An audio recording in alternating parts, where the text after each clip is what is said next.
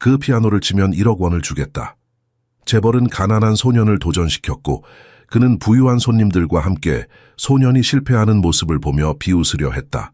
하지만 그 겸손한 소년은 보이는 것보다 훨씬 더 많은 것을 알고 있었다. 그리고 그가 무대에 오르자 모두가 놀라워했다. 이 이야기 속에 진심으로 몰입해 계시다면 댓글에 좋은 날이라고 남겨주세요.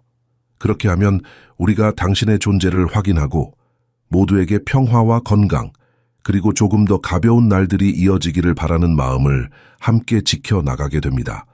서울 중심가에 자리한 그랜드 조선호텔의 대연회장은 수정 샹들리에가 내뿜는 빛으로 가득했다. 샴페인 잔이 부딪히는 맑은 소리가 울려 퍼지는 가운데 갑자기 긴장감이 공간을 가득 채웠다. 냉혹한 사업가로 알려진 강태주는 맨발의 소년을 향해 차갑게 말했다. 그 아이 민석이는 실수로 2억 원짜리 슈타인 바이 그랜드 피아노를 건드렸을 뿐이었다. 강태준의 목소리는 칼날처럼 날카로웠다. 만약 그 아이가 누구나 알만한 곡을 연주한다면 1억 원을 주겠다고 했다. 하지만 실패하면 모든 사람 앞에서 자신이 남을 섬기기 위해 태어난 사람이라고 인정해야 한다는 것이었다. 민석은 어머니 박수진과 함께 이곳에 왔다. 수진은 호텔 연회 서비스팀에서 일하는 직원이었다. 맡길 곳이 없어 아들을 데리고 온 것이다. 학교는 이미 몇 달째 가지 못하고 있었다. 아버지 윤재의 치료비 때문에 학비를 낼 수 없었던 것이다. 민석의 옷은 기운 자국이 역력했고 손은 접시를 나르느라 더러워져 있었다. 연회장에 모인 사람들의 시선은 경멸과 호기심이 뒤섞여 있었다. 강태주는 잔인한 미소를 지으며 이 순간을 즐기고 있었다. 한 웨이터가 거칠게 민석을 밀쳐 바닥에 넘어뜨렸다. 아이는 무릎을 꿇은 채 눈물을 참으려 애썼다. 어머니는 다른 직원에게 붙잡혀 아들에게 다가갈 수 없었다. 사람들은 휴대전화를 들어올리며 이 광경을 놓치지 않으려 했다. 화려한 옷을 입은 귀부인들이 수군거렸다. 저런 아이가 어떻게 여기 들어왔느냐고, 누가 저런 것을 데리고 왔느냐고 말했다. 하지만 아무도 몰랐다. 이 아이에게는 비밀이 있었다. 민석의 아버지 윤재는 한때 전문 피아니스트였다. 방송국 녹음실에서, 결혼식장에서, 기업 행사에서 연주했던 사람이었다. 그러나 3년 전 교통사고로 척추 2곳이 부러지면서 모든 것이 무너졌다. 이제 윤재는 동네 전자제품 수리점에서 간신히 생계를 이어가고 있었다. 매일 밤 통증으로 잠을 이루지 못했다. 민석은 그런 아버지 곁에서 자랐다. 고장난 전자 키보드로 아버지가 들려주던 선율을 들으며 컸다. 그래서 오늘 저녁 연회장 중앙에 놓인 거대한 피아노를 보았을 때 민석은 다가가지 않을 수 없었다. 아버지가 예전에 찍은 사진 속 피아노와 똑같았다. 아버지는 그때 행복한 얼굴로 웃고 있었다. 민석은 그 사진을 볼 때마다 가슴이 아팠다. 이제는 그런 아버지를 볼 수 없기 때문이었다. 이날 행사는 강태준의 대규모 부동산 개발 사업 성공을 축하하는 자리였다. 그는 이탈리아에서 초청한 유명 피아니스트 마르코 벨리니를 불러들였다. 마르코는 쇼팽의 녹턴을 연주했다. 손가락이 건반 위를 흐르는 모습은 마치 물결 같았다.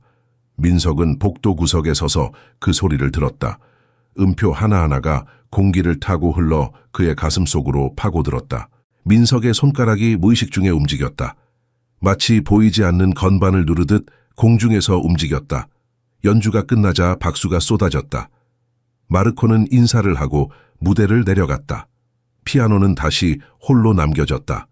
검은 광택이 도는 표면이 샹들리의 빛을 반사하며 빛났다. 민석은 발이 저절로 움직이는 것 같았다. 가까이 다가갔다. 그리고 조심스럽게 한 건반을 눌렀다. 맑고 깨끗한 소리가 울려 퍼졌다. 그 순간 민석의 눈이 커졌다. 이렇게 아름다운 소리는 처음이었다. 하지만 그 감동은 순식간에 깨졌다. 웨이터가 달려와 거칠게 민석을 밀쳤다. 아이는 바닥에 쓰러졌다. 무릎이 차가운 대리석에 부딪혔다. 아팠다. 너무 아팠다. 하지만 더 아픈 것은 마음이었다. 사람들이 비웃는 소리가 들렸다. 저것 봐. 저런 애가 감히 만지다니. 라는 속삭임들이 귓가를 스쳤다. 수지는 아들을 보며 숨이 막혔다. 달려가고 싶었지만 붙잡혀 있었다. 눈물이 흘러내렸다. 민석도 울고 있었다. 하지만 소리내어 울 수는 없었다. 그저 바닥에 무릎을 꿇은 채 고개를 숙였다. 연 회장은 불편한 침묵으로 가득 찼다. 누군가는 민망해하며 시선을 돌렸다. 누군가는 재미있다는 듯 휴대전화를 들었다. 바로 그때 강태준이 천천히 걸어왔다. 그의 발소리는 바닥에 울렸다. 민석은 고개를 들었다. 강태준의 얼굴에는 차갑고 잔인한 미소가 걸려 있었다. 이 순간이 그에게는 재미있는 구경거리였다. 가난한 아이가 자신의 자리를 모르고 감히 귀한 물건을 만졌으니 이제 대가를 치러야 한다고 생각했다. 그 밤 축하 행사는 부자들을 위한 자리였다. 하지만 민석은 그곳에서 훨씬 더 큰 무언가의 상징이 되려 하고 있었다. 그는 고통과 아름다움과 음악의 힘을 모두 만나게 될 것이었다. 그리고 그곳에 모인 모든 사람은 결코 잊지 못할 무언가를 목격하게 될 것이었다. 처음의 모욕이 예상치 못한 반전의 첫걸음이 되려 하고 있었다. 그 도전이 시작되기 30분 전 민석은 어머니 박수진과 함께 호텔에 도착했다. 수진은 연회 뷔페 서비스팀에서 일했다. 이런 행사가 있을 때마다 아들을 맡길 곳이 없어 함께 데리고 왔다. 학교는 이미 석 달째 가지 못하고 있었다. 아버지의 치료비가 너무 많이 들었기 때문이었다. 윤재는 한때 전문 연주자였다. 방송 녹음에도 참여했고 기업 행사에서도 연주했다. 하지만 사고 이후 모든 것이 달라졌다. 척추 두 곳이 골절되어 지금도 매일 통증에 시달렸다. 가족을 먹여 살리기 위해 윤재는 동네 전자제품 수리점을 열었다. 낡은 선풍기, 고장난 텔레비전, 작동하지 않는 전자레인지를 고쳤다. 손님이 많지 않아 수입은 적었다. 그래도 포기하지 않았다. 수진도 호텔에서 아침부터 밤까지 일했다. 두 사람은 하루하루를 간신히 버텼다. 민석은 그런 부모를 보며 자랐다. 어린 나이였지만 가난이 무엇인지 알았다. 배고픔이 무엇인지도 알았다. 하지만 그보다 더 잘 아는 것이 있었다. 그것은 아버지가 들려주던 음악이었다. 윤재는 낡고 건반 몇 개가 고장난 전자 키보드를 가지고 있었다. 밤에 민석이 잠들기 전 아버지는 그 키보드로 조용히 연주했다. 완벽하지 않았다. 소리가 끊기기도 했고 음이 제대로 나지 않기도 했다. 하지만 민석에게는 세상에서 가장 아름다운 소리였다. 아버지의 손가락이 움직일 때마다 민석은 눈을 감고 상상했다. 언젠가 자신도 저렇게 아름다운 음악을 만들 수 있을까? 언젠가 아버지처럼 사람들 앞에서 연주할 수 있을까? 그래서 오늘 밤 연회장 한가운데 놓인 슈타인바이 그랜드 피아노를 보았을 때 민석은 숨이 멎는 것 같았다. 그것은 아버지가 보여준 오래된 사진 속 피아노와 똑같았다. 사진 속 아버지는 젊었고 건강했다. 정장을 입고 피아노 앞에 앉아 환하게 웃고 있었다. 민석은 그 사진을 볼 때마다 가슴이 아팠다. 그 사진 속 아버지는 이제 존재하지 않았기 때문이었다. 그날 밤 행사는 강태준의 성공을 축하하기 위한 자리였다. 그는 대규모 재개발 사업으로 엄청난 돈을 벌었다. 수백억 원의 이익이었다. 그 성공을 자랑하기 위해 이탈리아에서 유명한 피아니스트를 초청했다. 마르코 벨리니는 클래식 음악계에서 이름이 알려진 사람이었다. 손님들은 그의 연주를 듣기 위해 조용히 자리에 앉았다. 마르코의 손가락이 건반 위를 미끄러지듯 움직였다. 쇼팽의 녹턴이 흘러나왔다. 부드럽고 슬프고 아름다운 선율이었다. 손님들은 숨소리조차 내지 않으려 했다. 민석은 복도 한쪽 구석에 서서 그 소리를 들었다. 음악이 그의 가슴속 깊은 곳을 건드렸다. 손가락이 무의식 중에 움직이기 시작했다. 마치 공중에 보이지 않는 건반이 있는 것처럼 리듬에 맞춰 손가락을 움직였다. 연주가 끝났다. 박수가 쏟아졌다. 마르코는 깊이 인사하고 무대를 내려갔다. 샹들리에 빛을 받으며 빛나는 피아노가 홀로 남았다. 민석은 발이 저절로 움직이는 것 같았다. 어머니는 주방에서 접시를 나르느라 바쁘게 움직이고 있었다. 주변에 아무도 없었다. 민석은 천천히 피아노에 다가갔다. 가까이 가자 피아노가 더 크게 느껴졌다. 검은 광택이 도는 표면이 샹들리에의 빛을 받아 반짝였다. 민석은 조심스럽게 손을 뻗어 한 건반을 눌렀다. 맑은 음이 울렸다. 그 소리는 아버지의 낡은 키보드와는 비교할 수 없을 만큼 깨끗하고 아름다웠다. 민석의 눈이 커졌다. 입이 벌어졌다. 감동이 온몸을 휘감았다. 하지만 그 감동은 순식간에 깨졌다. 한 웨이터가 뒤에서 달려왔다. 그는 거칠게 민석의 어깨를 잡아 밀었다. 민석은 균형을 잃고 바닥에 쓰러졌다. 무릎이 차가운 대리석 바닥에 부딪혔다. 손바닥도 바닥에 닿았다. 아팠다. 너무 아팠다. 눈물이 핑 돌았다. 웨이터는 화난 목소리로 소리쳤다. 여기가 네가 만질 곳이냐고. 더러운 손으로 귀한 물건을 건드렸다고 꾸짖었다. 민석은 바닥에 무릎을 꿇은 채 고개를 숙였다. 눈물이 뺨을 타고 흘러내렸다. 주변 사람들이 하나둘 이쪽을 쳐다보기 시작했다. 웃음소리가 들렸다. 저것 봐. 저런 애가 여기 왜 있어? 누가 데려온 거야? 그런 속삭임들이 사방에서 들려왔다. 수지는 주방에서 접시를 들고 있다가 아들이 넘어진 모습을 보았다. 가슴이 철렁 내려앉았다. 접시를 내려놓고 달려가려 했지만 다른 직원이 그녀의 팔을 붙잡았다. 안 돼요. 지금 나가면 해고될 거예요. 라고 속삭였다. 수진의 눈에서 눈물이 흘러내렸다. 아들이 바닥에 무릎 꿇은 채 울고 있는데 다가갈 수도 없었다. 연 회장은 불편한 침묵으로 가득 찼다. 누군가는 안타까운 표정을 지었다. 누군가는 무관심하게 샴페인을 홀짝였다. 또 누군가는 휴대전화를 꺼내 이 장면을 찍기 시작했다. 민석은 고개를 들었다. 수백 개의 시선이 자신을 내려다보고 있었다. 그 시선들은 차갑고 날카로웠다. 마치 자신이 인간이 아니라 구경거리인 것처럼 느껴졌다. 바로 그때 강태준이 천천히 걸어왔다. 그의 발소리가 바닥에 울렸다. 민석은 그 소리를 들으며 온몸이 얼어붙는 것을 느꼈다. 강태준은 민석 앞에 멈춰 섰다. 그리고 차갑고 잔인한 미소를 지으며 입을 열었다. 이제부터 진짜 재미있는 일이 시작되려 하고 있었다. 강태준은 천천히 민석 앞에 섰다.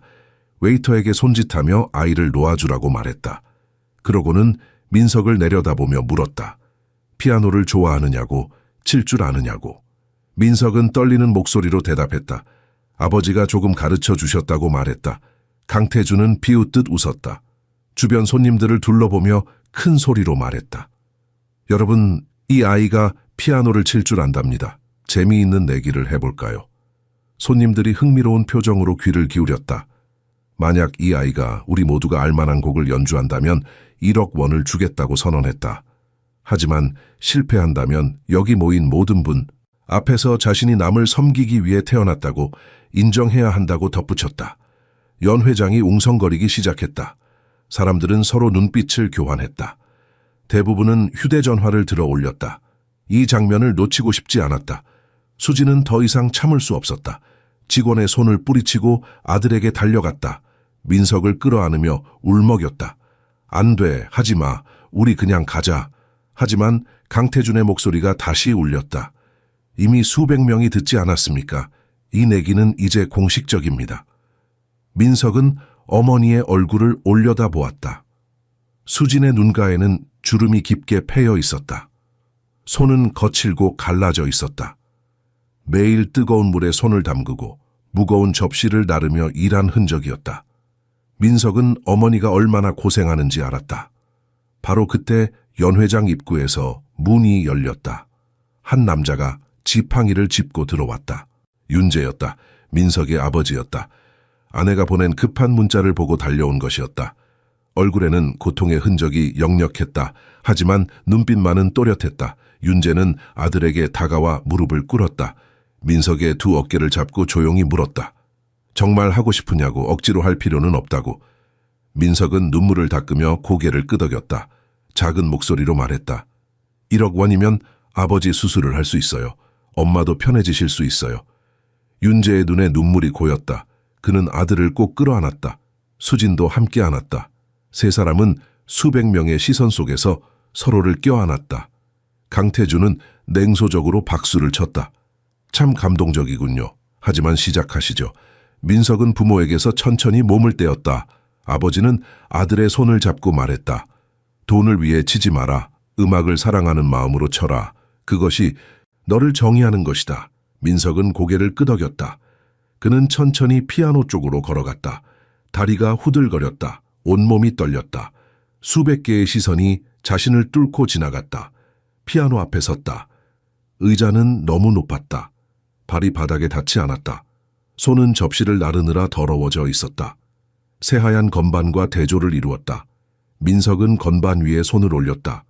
공포가 밀려왔다. 머릿속이 하얘졌다. 손가락이 움직이지 않았다. 숨을 쉴 수가 없었다. 하지만 그때 눈을 감았다. 어둠 속에서 기억이 떠올랐다. 아버지가 웃으며 건반을 가르쳐 주던 모습이 보였다. 어머니가 노래를 불러 배고픔을 달래주던 목소리가 들렸다. 가난했지만 따뜻했던 순간들이 떠올랐다. 그리고 아버지가 자신을 위해 만들어준 곡이 생각났다. 별들의 노래였다. 아버지는 말했었다. 민석아, 너는 별처럼 빛날 거야. 지금은 어두워도 언젠가는 반드시 빛날 거야. 그 말이 떠올랐다. 민석은 천천히 첫 음을 눌렀다. 맑은 소리가 울렸다. 처음에는 조심스러웠다. 손가락이 떨렸다. 하지만 점점 자신감이 생겼다. 별들의 노래가 흘러나오기 시작했다. 복잡한 곡이 아니었다. 화려하지도 않았다. 하지만 진실했다. 영혼이 담겨 있었다. 고통과 희망이 함께 담겨 있었다. 민석의 손가락이 건반 위를 움직일 때마다 음악이 피어났다. 연 회장이 조용해졌다.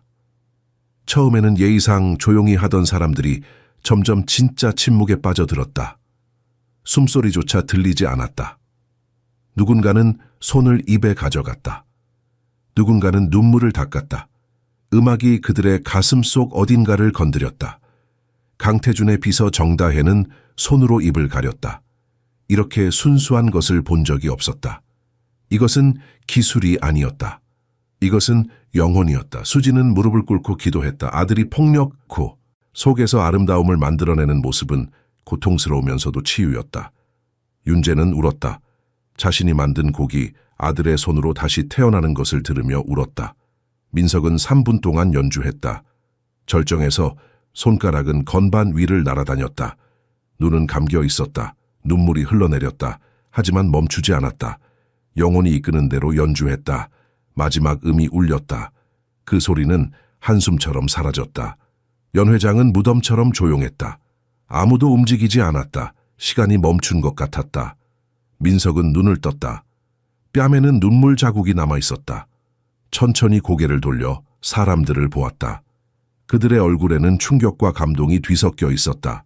그리고 그 침묵을 깬 것은 박수였다. 한 사람이 박수를 치기 시작했다. 그러자 다른 사람도 따라했다. 곧 연 회장 전체가 박수로 가득 찼다. 우레와 같은 박수였다. 사람들은 일어났다. 모두가 일어나 박수를 쳤다. 어떤 이는 울었다. 어떤 이는 환호했다. 민석은 의자에서 내려왔다. 다리가 후들거렸다. 어머니와 아버지가 달려와 아들을 껴안았다. 세 사람은 다시 한번 서로를 꼭 안았다. 이번에는 눈물이 아니라 웃음이 섞여 있었다. 불가능해 보였던 것을 해냈다는 안도감이었다. 강태준은 그 자리에 서서 이 광경을 바라보았다. 그의 얼굴에는 복잡한 표정이 스쳤다. 계획대로 되지 않았다. 아이는 이겼다. 그리고 자신은 1억 원을 줘야 했다. 하지만 그보다 더 큰 무언가가 자신의 가슴을 짓눌렀다. 그것이 무엇인지는 아직 알 수 없었다. 다만 불편했다. 박수는 계속되었다. 민석은 부모와 함께 서서 사람들을 보았다. 이것은 끝이 아니었다. 이것은 시작이었다. 새로운 삶의 시작이었다. 박수가 점점 잦아들었다. 민석은 부모의 품에 안긴 채 눈을 감았다. 온몸이 떨렸다. 방금 무슨 일이 일어난 건지 아직도 믿기지 않았다. 아버지 윤재가 아들의 머리를 쓰다듬으며 속삭였다. 잘했어.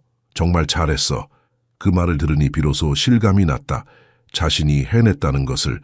강태준은 무대 한쪽에 서서 이 광경을 지켜보았다. 얼굴에는 여전히 냉소가 걸려 있었지만 눈빛은 흔들리고 있었다. 비서 정다혜가 조심스럽게 다가왔다. 회장님 어떻게 하시겠습니까? 라고 물었다. 강태준은 잠시 침묵했다. 손님들이 모두 지켜보고 있었다. 수백 개의 눈이 자신을 향해 있었다. 그는 천천히 민석에게 걸어갔다. 발소리가 대리석 바닥에 울렸다. 사람들이 숨을 죽였다. 강태준은 민석 앞에 멈춰섰다. 민석은 고개를 들어 그를 올려다보았다. 두려움과 기대가 뒤섞인 눈빛이었다. 강태준은 입을 열었다. 약속은 약속이지. 그 말에 연 회장이 다시 웅성거리기 시작했다. 정말 줄 건가? 1억 원을 정말 주는 건가? 하는 속삭임들이 들렸다. 강태준은 정다혜에게 고개를 돌렸다. 내일 아침까지 이 가족의 계좌로 1억 원을 송금하게 공개적으로 언론에도 알리고. 정다혜는 놀란 표정을 지었다. 하지만 곧 고개를 끄덕이며 휴대전화를 꺼냈다.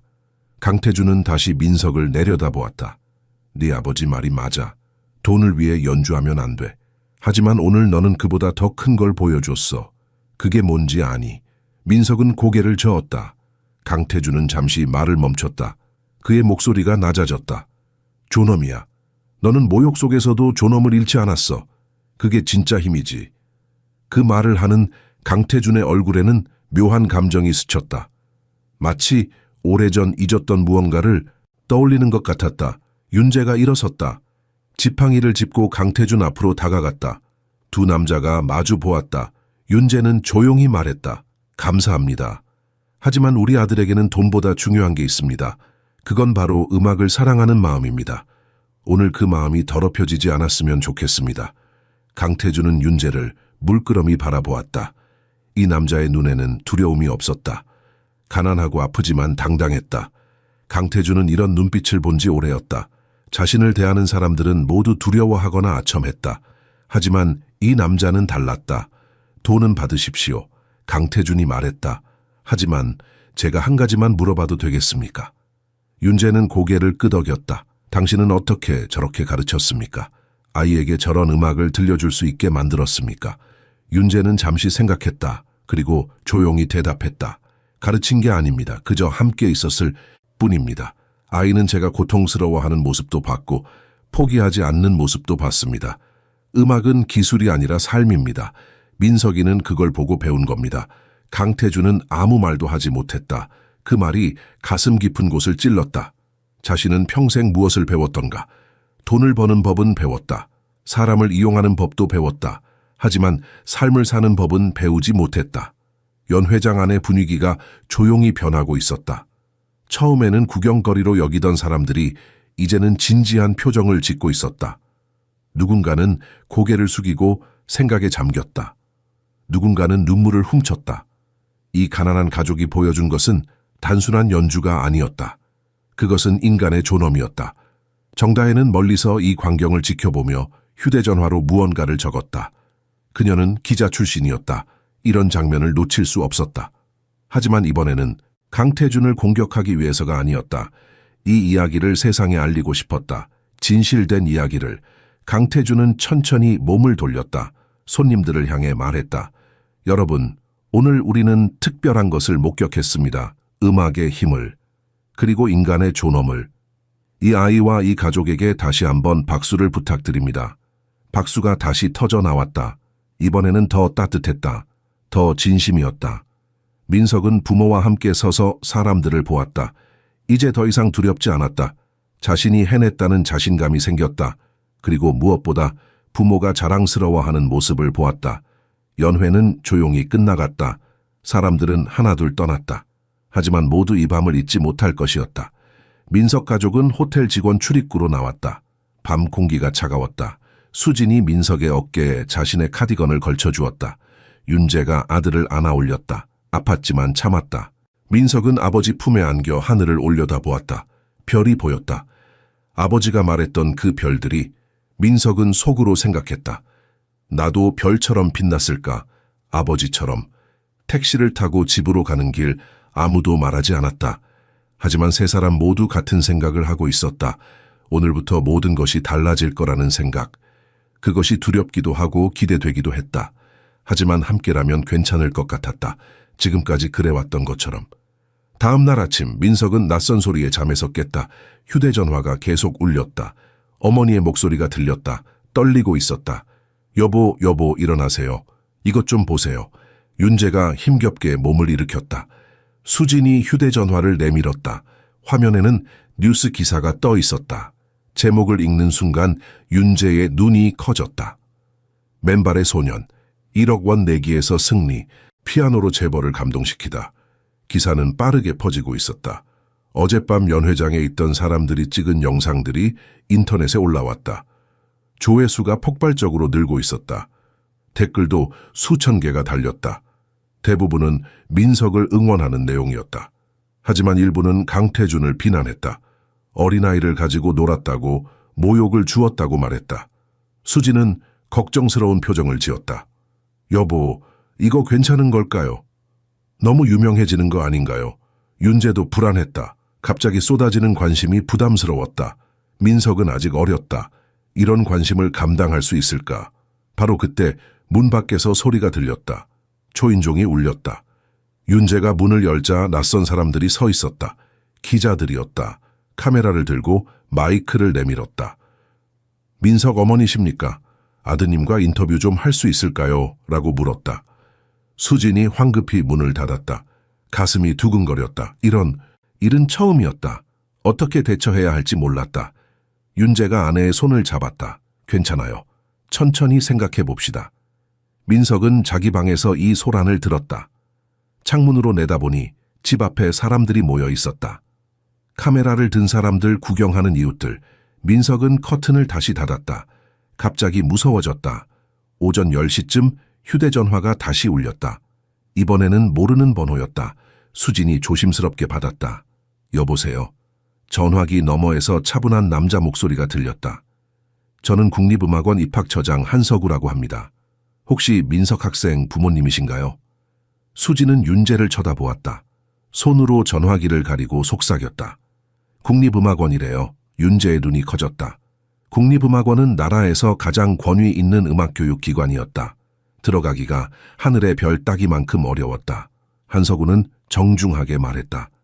어젯밤 영상을 보았습니다. 민석 학생의 연주에 깊은 감동을 받았습니다. 혹시 내일 오전에 학교로 오실 수 있으신가요?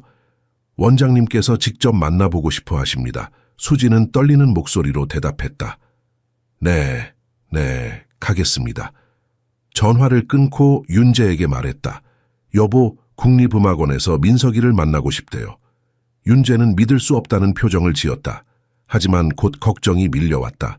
우리가 등록금을 낼 수 있을까요? 윤재가 물었다. 국립음악원은 학비가 비쌌다. 1억 원이 있어도 오래 버티기 어려울 수도 있었다.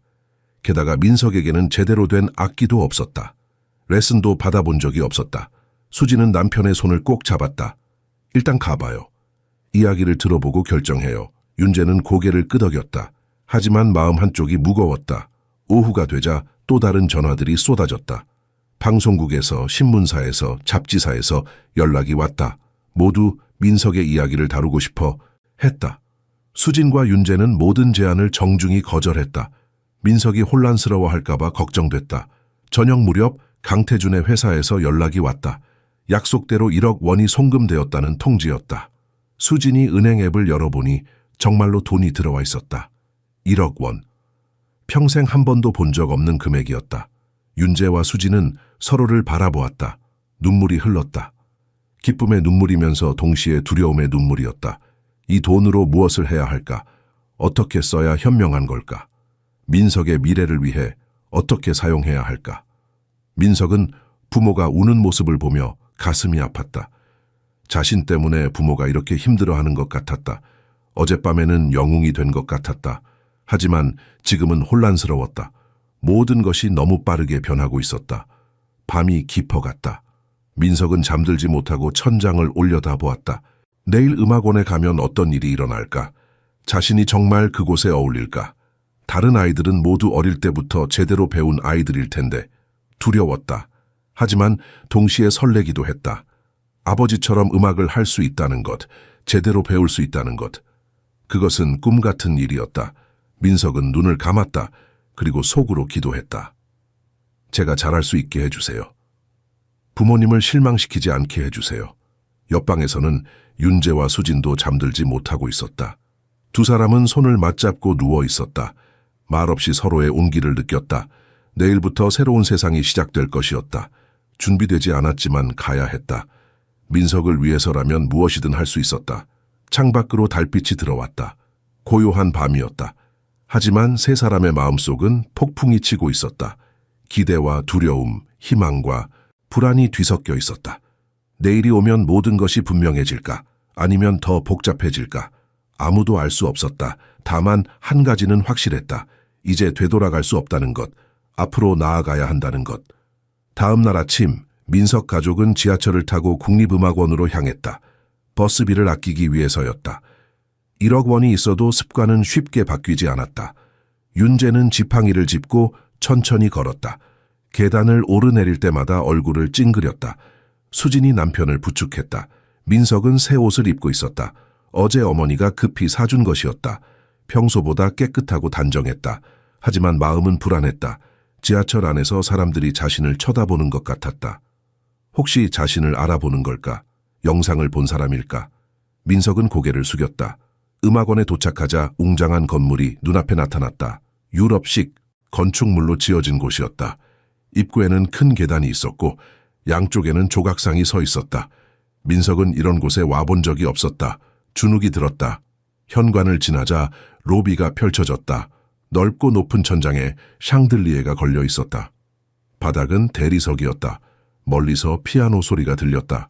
누군가 연습하고 있었다. 그 소리는 완벽했다. 민석은 자신의 실력과 비교했다. 차이가 너무 컸다. 안내 데스크에서 직원이 이름을 확인했다. 원장실로 안내하겠습니다. 직원은 정중했지만 거리감이 느껴졌다. 복도를 걷는 동안 여러 교실을 지나쳤다. 유리문 너머로 학생들이 보였다. 모두 악기를 들고 진지하게 연습하고 있었다. 한 교실 앞에서 민석은 멈춰 섰다. 안에서 자기와 비슷한 나이의 소년이 바이올린을 켜고 있었다. 선생님이 엄격하게 지도했다. 소년의 자세, 손목의 각도, 활의 움직임 하나하나를 고쳤다. 민석은 자신에게는 그런 선생님이 없었다는 걸 깨달았다. 아버지가 가르쳐줬지만 체계적이지 못했다. 원장실 문 앞에 도착했다. 직원이 노크했다. 들어오세요. 안에서 나이든 남자의 목소리가 들렸다. 문이 열렸다. 넓은 방 안에는 책장이 가득했다. 창계에는 그랜드 피아노가 놓여 있었다. 책상 뒤에 백발의 노인이 앉아 있었다. 원장 김동철이 일어나 다가왔다. 환영합니다. 그는 윤재와 악수했다. 그리고 민석을 내려다보며 미소 지었다. 자네가 민석이구나. 영상을 봤네. 정말 아름다운 연주였어. 민석은 인사했다. 감사합니다. 목소리가 작았다. 김동철은 소파를 가리키며 앉으라고 했다. 차를 내왔다. 수지는 조심스럽게 찻잔을 들었다. 손이 떨렸다. 김동철이 입을 열었다. 솔직히 말씀드리겠습니다. 민석 학생의 연주는 감동적이었습니다. 하지만 기술적으로는 많이 부족합니다. 그 말에 민석의 얼굴이 굳었다. 윤재는 고개를 끄덕였다. 알고 있습니다. 김동철은 계속 말했다. 여기 학생들은 대부분 4, 5살 때부터 배웠습니다. 체계적인 교육을 받았죠. 민석 학생은 뒤처져 있습니다. 따라잡으려면 엄청난 노력이 필요할 겁니다. 윤재가 물었다. 그럼 불가능하다는 말씀이신가요? 김동철은 고개를 저었다. 아닙니다. 오히려 그래서 제안을 드리려는 겁니다. 민석 학생에게는 남들과 다른 무언가가 있습니다. 영혼이 있습니다. 그건 가르칠 수 없는 겁니다. 김동철은 민석을 똑바로 쳐다보았다. 자네는 음악을 정말 사랑하나? 민석은 망설이지 않고 대답했다. 네, 그럼 고통스러워도 계속할 수 있겠나? 다른 아이들이 놀 때 연습할 수 있겠나? 민석은 다시 고개를 끄덕였다. 김동철은 만족스러운 표정을 지었다. 좋아. 그럼 특별 장학생으로 받아들이겠네. 학비는 전액 면제야. 대신 조건이 있네. 민석은 귀를 기울였다. 3년. 아내 전국 청소년 콩쿠르에서 입상해야 하네. 그게 자네가 여기 있을 자격을 증명하는 길이야. 수진이 놀라서 물었다. 3년이요. 그게 가능한가요? 김동철은 솔직하게 말했다. 어렵습니다. 하지만 불가능하진 않습니다. 저도 도울 겁니다. 최고의 선생님들을 붙여드리겠습니다. 윤재는 아들을 바라보았다. 민석아, 내 생각은 어떠니? 민석은 입술을 깨물었다. 두려웠다. 하지만 동시에 도전하고 싶었다. 아버지처럼 음악을 하고 싶었다. 제대로 배우고 싶었다. 하겠습니다. 민석이 대답했다. 김동철은 웃었다. 좋아. 다음 주 월요일부터 시작하세. 오전 9시에 오면 돼. 그는 일어나서 창가에 피아노로 갔다. 그리고 민석에게 손짓했다. 한 번만 더 들려주겠나? 자네의 그 곡을. 민석은 피아노 앞에 앉았다. 손을 건반 위에 올렸다. 그리고 눈을 감았다. 별들의 노래가 흘러나왔다. 이번에는 더 떨렸다. 원장님이 듣고 있다는 생각에 긴장됐다. 하지만 최선을 다했다. 연주가 끝나자 김동철은 고개를 끄덕였다. 그래, 이거야. 이 순수함을 잃지 말게. 기술은 가르칠 수 있어. 하지만 이 마음은 아무도 줄 수 없지. 민석 가족은 음악원을 나섰다. 햇살이 눈부셨다. 수진이 아들을 끌어안았다. 민석아, 축하해. 윤재도 아들의 머리를 쓰다듬었다. 너라면 할 수 있어. 하지만 민석의 마음은 복잡했다. 기쁘면서도 두려웠다. 3년 안에 콩쿠르에서 입상해야 한다니. 그게 정말 가능할까? 다른 아이들을 이길 수 있을까? 길을 걸으며 민석은 생각했다. 이제 진짜 시작이구나. 진짜 싸움이 시작되는 거구나. 한편 강태준은 자신의 회사 사무실에 앉아 있었다. 창밖으로 서울 시내가 내려다 보였다. 고층 빌딩들이 즐비했다. 그는 이 모든 것을 이뤘다고 생각했다. 하지만 요즘 이상한 기분이 들었다. 뭔가 비어있는 것 같았다. 책상 위에는 신문이 놓여 있었다. 일면에 민석의 사진이 실렸다. 맨발의 기적, 국립음악원 특별장학생으로 선발. 강태준은 그 기사를 여러 번 읽었다. 읽을 때마다 가슴 한쪽이 저렸다. 정다혜가 노크하고 들어왔다. 회장님, 이사회 회의가 30분 후입니다. 강태준은 고개를 끄덕였다. 다혜는 잠시 망설이다 물었다. 회장님 괜찮으세요? 요즘 좀 이상하신 것 같아서요. 강태준은 의자를 돌려 창밖을 바라보았다. 다혜, 자네는 행복한가? 갑작스러운 질문에 다혜는 당황했다. 회장님께서 왜 갑자기 그런 걸 물으시는지요? 강태준은 대답하지 않았다. 그저 멀리 보이는 하늘을 바라보았다. 저녁이 되어 강태준은 집으로 돌아왔다. 넓은 펜트하우스였다. 하지만 텅 비어 있었다. 가족이 없었다. 친구도 없었다. 그저 혼자였다. 그는 거실 한가운데 놓인 그랜드 피아노 앞에 섰다. 이 피아노는 10년 전에 샀다. 당시 가장 비싼 모델이었다. 장식용으로 샀다.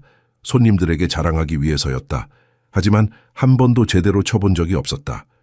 강태준은 천천히 피아노 의자에 앉았다. 손을 건반 위에 올렸다. 차가웠다. 먼지가 쌓여 있었다. 그는 한 음을 눌렀다. 소리가 울렸다. 그 소리를 들으니 어린 시절이 떠올랐다. 강태준도 어렸을 때 피아노를 배웠다. 어머니가 시켜서였다. 어머니는 가난했지만 아들이 훌륭한 사람이 되길 바랐다. 피아노를 배우면 교양 있는 사람이 될 거라고 믿었다. 그래서 힘들게 돈을 모아 레슨비를 냈다. 어린 강태준은 피아노가 좋았다. 연습하는 게 즐거웠다. 하지만 아버지는 반대했다. 아버지는 술을 마시고 돌아와 소리쳤다. 남자가 무슨 피아노냐, 그런 거 배워서 뭐하냐, 돈이나 벌어라. 그러던 어느 날 아버지가 피아노를 팔아버렸다. 강태준은 울었다. 어머니도 울었다. 그 후로 강태준은 피아노를 멀리했다. 대신 돈을 버는 법을 배웠다. 냉정해지는 법을 배웠다. 감정을 숨기는 법을 배웠다. 그렇게 성공했다. 재벌이 됐다. 하지만 어머니는 그의 성공을 보지 못했다. 강태준이 대학생일 때 돌아가셨다. 강태준은 눈을 감았다. 어머니의 얼굴이 떠올랐다. 항상 웃으려 하셨다. 힘들어도 아들 앞에서는 웃으셨다. 태준아, 너는 훌륭한 사람이 될 거야. 엄마는 믿어. 그 말이 귓가에 들렸다. 나는 훌륭한 사람이 됐을까? 강태준은 스스로에게 물었다. 돈은 많이 벌었다. 권력도 얻었다. 하지만 훌륭한 사람인가? 그는 고개를 저었다. 며칠 전 민석을 모욕했던 자신의 모습이 떠올랐다. 어머니가 보셨다면 뭐라고 하셨을까? 강태준은 다시 피아노를 쳤다. 서툴렀다. 25년 만이었다. 손가락이 제대로 움직이지 않았다. 틀린 음이 많았다. 하지만 멈추지 않았다. 계속 쳤다. 어렸을 때 배웠던 곡을 떠올리며 쳤다. 눈물이 흘렀다. 언제 이렇게 울어봤던가? 기억나지 않았다. 성공한 후로는 울지 않았다. 울면 약해 보인다고 생각했다. 하지만 지금은 참을 수 없었다. 눈물이 건반 위로 떨어졌다. 1시간쯤 지났을까? 강태준은 연주를 멈췄다. 손가락이 아팠다. 하지만 마음은 조금 가벼워졌다. 그는 휴대전화를 꺼내 인터넷을 검색했다. 성인 피아노 레슨이라고 쳤다. 여러 학원이 나왔다. 강태준은 한 학원에 전화했다. 저 피아노를 배우고 싶은데요. 상담받을 수 있을까요? 전화 너머 직원이 친절하게 대답했다. 물론입니다. 언제 오시겠어요? 내일 저녁에 갈게요. 강태준이 말했다. 전화를 끊고 그는 창밖을 바라보았다. 밤하늘에 별이 보였다. 민석이 연주했던 곡이 떠올랐다. 별들의 노래. 그 곡에는 무언가 특별한 게 있었다. 기술이 아니라 마음이 담겨 있었다. 강태준은 결심했다. 다시 시작하자. 너무 늦지 않았다. 어머니께서 원하셨던 그 사람이 되자. 훌륭한 사람, 돈이 아니라 마음으로 사는 사람. 그는 피아노 뚜껑을 닫았다. 그리고 방으로 들어가 오랜만에 편안하게 잠들었다. 꿈속에서 어머니가 나타났다. 웃고 계셨다. 태준아, 잘하고 있어. 이제 시작이야. 강태준은 꿈속에서도 울었다. 하지만 이번에는 슬픈 눈물이 아니었다. 희망의 눈물이었다. 새로 시작할 수 있다는 희망, 변할 수 있다는 희망. 아침에 눈을 떴을 때 강태준은 상쾌했다. 오랜만에 느끼는 기분이었다. 거울을 보니 자신의 얼굴이 조금 달라 보였다. 더 부드러워 보였다. 그는 미소 지었다. 그리고 출근 준비를 했다. 오늘부터 달라질 거라고 스스로에게 다짐했다. 월요일 아침 민석은 처음으로 국립음악원의 학생으로 등교했다. 교복을 입었다. 학교에서 무상으로 제공한 것이었다. 가슴에는 교표가 달려 있었다. 민석은 거울을 보며 자신이 낯설었다. 정말 내가 여기 다니는 게 맞나? 현관에서 어머니가 도시락을 건넸다. 잘 다녀와. 수진의 눈가가 촉촉했다. 민석은 어머니를 안았다. 걱정하지 마세요. 잘할게요. 윤재도 나와서 아들의 어깨를 두드렸다. 힘들면 언제든지 말해. 알았지. 지하철을 타고 가는 내내 민석은 긴장했다. 다른 학생들을 만나면 어떻게 하지? 무슨 말을 하지? 그들은 나를 어떻게 볼까? 영상을 봤을까? 이런 생각들이 머릿속을 맴돌았다. 음악원에 도착하니 학생들이 삼삼오오 모여 있었다. 모두 악기 케이스를 들고 있었다. 민석에게는 아무것도 없었다. 빈손이었다. 주눅이 들었다. 하지만 정문을 지나 안으로 들어갔다. 복도에서 한 소녀와 눈이 마주쳤다. 소녀는 민석을 빤히 쳐다보았다. 그러더니 친구들에게 뭐라고 속삭였다. 친구들도 민석을 쳐다봤다. 민석은 얼굴이 뜨거워졌다. 고개를 숙이고 빨리 걸었다. 교실에 들어가니 이미 몇몇 학생이 앉아 있었다. 민석이 들어가자 모두 조용해졌다. 시선이 집중됐다. 민석은 뒤쪽 빈자리에 앉았다. 아무도 말을 걸지 않았다. 어색한 침묵이 흘렀다. 잠시 후 선생님이 들어왔다. 젊은 여자 선생님이었다. 이름은 박지현이었다. 그녀는 미소 지으며 학생들을 둘러보았다. 여러분, 새로운 친구가 왔어요. 민석 학생입니다. 인사해볼까요? 민석은 일어나서 인사했다. 안녕하세요. 잘 부탁드립니다. 목소리가 떨렸다. 몇몇 학생이 건성으로 인사했다. 하지만 대부분은 무표정했다. 민석은 다시 앉았다. 가슴이 두근거렸다. 첫 수업은 음악 이론이었다. 박지현 선생님이 칠판에 악보를 그렸다. 학생들에게 물었다. 이게 무슨 조인지 아는 사람? 여러 손이 올라갔다. 민석은 몰랐다. 아버지에게 배울 때 이론은 깊게 배우지 못했다. 다음은 화성학이었다. 더 어려웠다. 선생님이 설명하는 내용을 따라가기 힘들었다. 주변 학생들은 고개를 끄덕이며 필기했다. 민석만 멍하니 앉아 있었다. 점점 자신감이 떨어졌다. 쉬는 시간이 되자 학생들이 민석 주변으로 모였다. 한 남학생이 물었다. 너 그 영상 속 애 맞지? 호텔에서 친해. 민석은 고개를 끄덕였다. 학생들이 수군거렸다. 신기하다는 표정, 의심하는 표정이 섞여 있었다. 한 여학생이 도전적으로 물었다. 근데 진짜 잘 쳐? 아니면 그냥 운이 좋았던 거야? 민석은 대답하지 못했다. 여학생이 코웃음 쳤다. 여기 애들은 5살부터 배웠어. 너는 몇 살부터 배웠는데? 민석은 작게 대답했다. 저는 제대로 배운 적이 없어요. 아버지가 조금 가르쳐 주셨어요. 학생들이 웃었다. 어떤 남학생이 말했다. 그래서 이론도 하나도 모르는 거구나. 아까 수업 시간에 보니까 완전히 멍 때리고 있던데. 민석은 얼굴이 빨개졌다. 변명하고 싶었지만 입이 떨어지지 않았다. 그때 한 남학생이 끼어들었다. 야, 그만해. 그래도 장학생으로 들어온 건데. 그 학생은 민석에게 손을 내밀었다. 나는 우진이야. 반가워. 민석은 그 손을 잡았다. 고마웠다. 하지만 다른 학생들의 시선은 여전히 차갑했다. 우진이 속삭였다. 신경 쓰지 마. 얘네는 원래 배타적이야. 특히 장학생한테는 더 그래. 점심시간이 됐다. 민석은 혼자 구석자리에 앉아 도시락을 먹었다. 다른 학생들은 무리 지어 앉아 떠들었다. 민석은 외로웠다.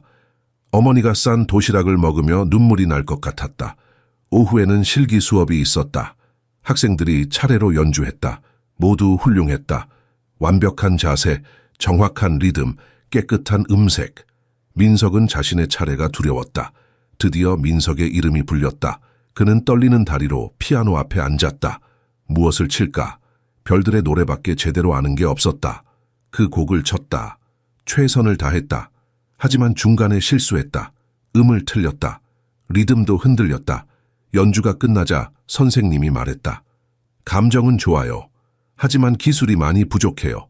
기초부터 다시 배워야겠어요. 학생들이 웃음을 참는 소리가 들렸다. 민석은 자리로 돌아와 고개를 숙였다. 학교 시간이 됐다. 민석은 누구보다 빨리 교실을 나왔다.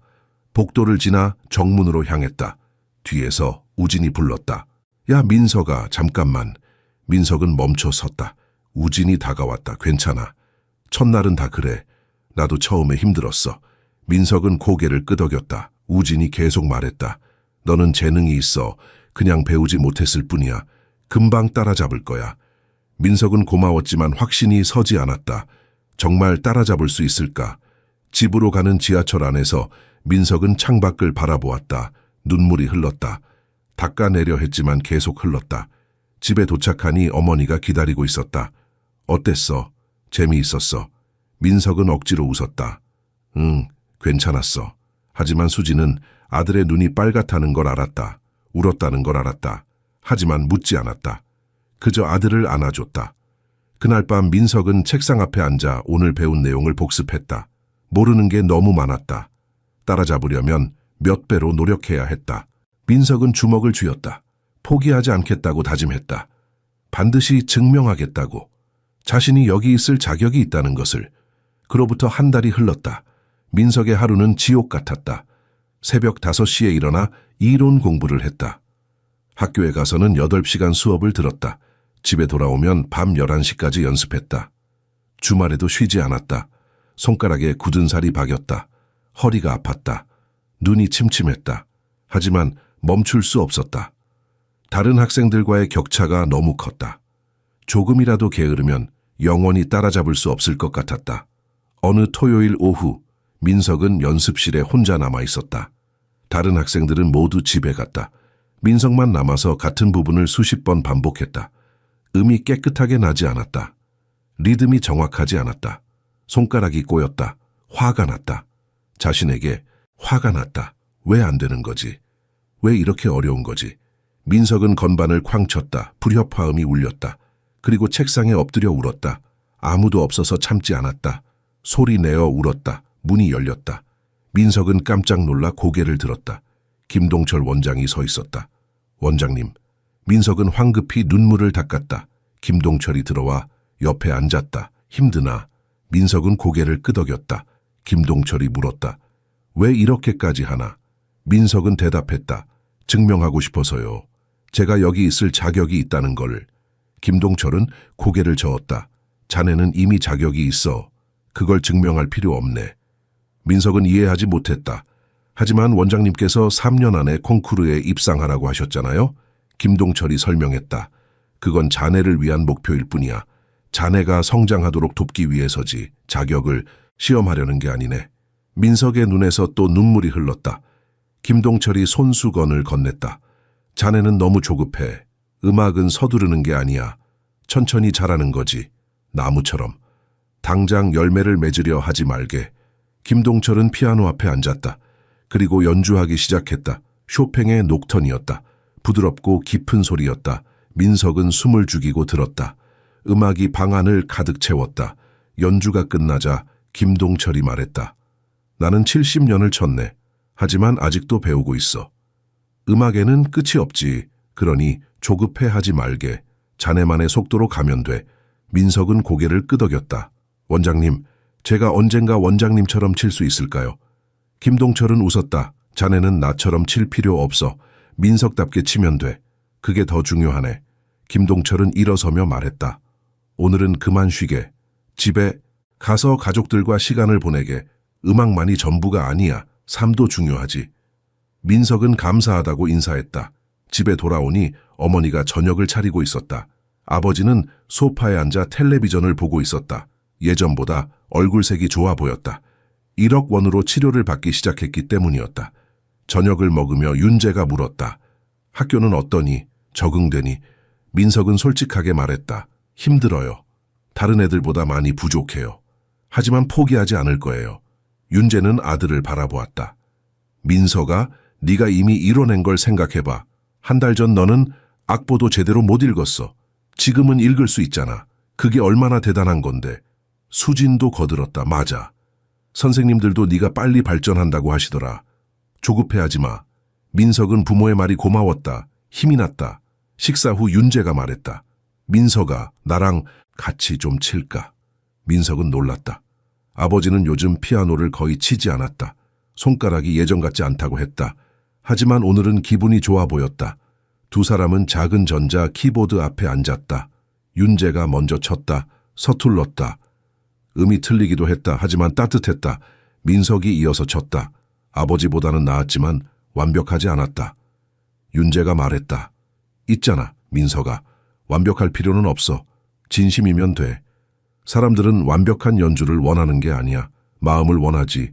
네 첫 연주가 왜 사람들을 감동시켰는지 알아. 완벽해서가 아니라 진심이었기 때문이야. 민석은 아버지의 말을 곱씹었다. 맞는 말이었다. 자신은 요즘 완벽하려고만 했다. 실수하지 않으려고만 했다. 하지만 그러다 보니 음악이 재미없어졌다. 의무처럼 느껴졌다. 아버지가 계속 말했다. 음악은 즐거워야 해. 고통이 되면 안 돼. 물론 연습은 힘들지. 하지만 그 안에서 기쁨을 찾아야 해. 그래야 오래 할 수 있어. 그날 밤 민석은 오랜만에 편안하게 잠들었다. 꿈을 꿨다. 꿈속에서 자신은 무대에 서 있었다. 수많은 사람이 보고 있었다. 하지만 두렵지 않았다. 오히려 즐거웠다. 손가락이 건반 위를 자유롭게 움직였다. 음악이 흘러나왔다. 완벽하지 않았지만 아름다웠다. 꿈에서 깨어났을 때 민석은 웃고 있었다. 오랜만에 행복한 꿈이었다. 창밖을 보니 해가 뜨고 있었다. 새로운 날이 시작되고 있었다. 민석은 침대에서 일어났다. 그리고 책상 앞에 앉아 노트를 펼쳤다. 오늘부터 달라지자. 완벽하려 하지 말고 즐기자. 실수를 두려워하지 말자. 음악을 사랑하자. 그렇게 적었다. 그리고 그 글을 여러 번 읽었다. 마음속에 새겼다. 이제 진짜 시작이었다. 자신만의 음악을 찾는 시작이었다. 강태준은 피아노 학원 문 앞에 서 있었다. 주저했다. 들어가야 할까? 사람들이 자신을 알아볼까? 하지만 결심했다. 문을 열고 들어갔다. 학원은 조용했다. 벽에는 유명 피아니스트들의 사진이 걸려 있었다. 리셉션에 젊은 여자가 앉아 있었다. 강태준을 보고 미소 지었다. 어서 오세요. 예약하신 분이시죠? 네, 강태준입니다. 그는 가명을 쓰고 싶었지만 정직하게 본명을 밝혔다. 직원이 놀란 표정을 지었다. 혹시 그 강태준 회장님이세요? 강태준은 고개를 끄덕였다. 비밀로 해주시면 감사하겠습니다. 직원은 얼른 고개를 끄덕였다. 물론이죠. 잠시만 기다려주세요. 선생님 모셔올게요. 강태준은 대기실에 앉아 기다렸다. 벽에 걸린 시계가 째깍거렸다. 긴장됐다. 잠시 후 한 중년 남자가 나왔다. 안경을 쓰고 부드러운 인상이었다. 반갑습니다. 저는 최민호 선생입니다. 두 사람은 악수했다. 최민호가 강태준을 작은 연습실로 안내했다. 연습실에는 업라이트 피아노가 있었다. 최민호가 물었다. 피아노를 배워본 적이 있으신가요? 강태준은 대답했다. 어렸을 때 조금 배웠습니다. 하지만 25년 전에 그만뒀어요. 최민호는 이해한다는 듯 고개를 끄덕였다. 다시 시작하시려는 특별한 이유가 있으신가요? 강태준은 잠시 생각했다. 그리고 솔직하게 말했다. 잃어버린 걸 찾고 싶어서요. 최민호는 더 묻지 않았다. 그럼 한번 쳐보시겠어요? 기억나는 곡이 있으시면 쳐주세요. 강태준은 피아노 앞에 앉았다. 손을 건반 위에 올렸다. 떨렸다. 어렸을 때 배웠던 바이엘을 쳤다. 서툴렀다. 리듬이 엉망이었다. 중간에 멈췄다. 기억이 나지 않았다. 강태준은 고개를 숙였다. 죄송합니다. 잘 기억이 안 나네요. 최민호가 말했다. 괜찮습니다. 손가락이 기억할 거예요. 시간이 지나면요. 자, 이제 기초부터 다시 시작해볼까요? 그는 친절하게 손가락 위치를 가르쳐줬다. 자세를 고쳐줬다. 호흡법을 알려줬다. 1시간이 금방 지나갔다. 강태준은 땀을 흘렸다. 생각보다 힘들었다. 하지만 좋았다. 뭔가 해냈다는 느낌이 들었다. 최민호가 말했다. 잘하셨어요. 다음 주에도 오시겠어요? 네, 오겠습니다. 강태준은 대답했다. 학원을 나서며 이상한 기분이 들었다. 초라했지만 동시에 뿌듯했다. 자신이 학생이 된 것 같았다. 배우는 사람이 된 것 같았다. 차에 타서 휴대전화를 확인했다. 회사에서 긴급 연락이 몇 개 와 있었다. 하지만 강태준은 답장하지 않았다. 대신 인터넷을 검색했다. 민석의 소식을 찾았다. 한 기사가 눈에 띄었다. 장학생 민석, 국립음악원에서 고군분투 중. 기사를 읽으니 민석도 힘들어하고 있었다. 다른 학생들과의 격차 때문에 고통받고 있었다. 강태준은 복잡한 심경이 들었다. 자신 때문이었다. 그날 밤 자신이 민석을 모욕하지 않았다면 이런 일은 없었을 것이다. 민석은 평범하게 살았을 것이다. 하지만 이제 세상의 주목을 받고 있었다. 그 무게를 감당해야 했다. 강태준은 휴대전화를 꺼내 민석의 아버지 연락처를 찾았다. 그날 밤 명함을 받았었다. 전화를 걸까 말까 고민했다. 하지만 용기를 내어 전화했다. 여보세요. 윤재의 목소리가 들렸다. 저 강태준입니다. 기억하시는지 모르겠습니다. 물론 기억합니다. 윤재의 목소리가 조금 경계하는 듯했다. 무슨 일이십니까? 강태준은 말을 꺼냈다. 민석 학생이 힘들어한다는 기사를 봤습니다.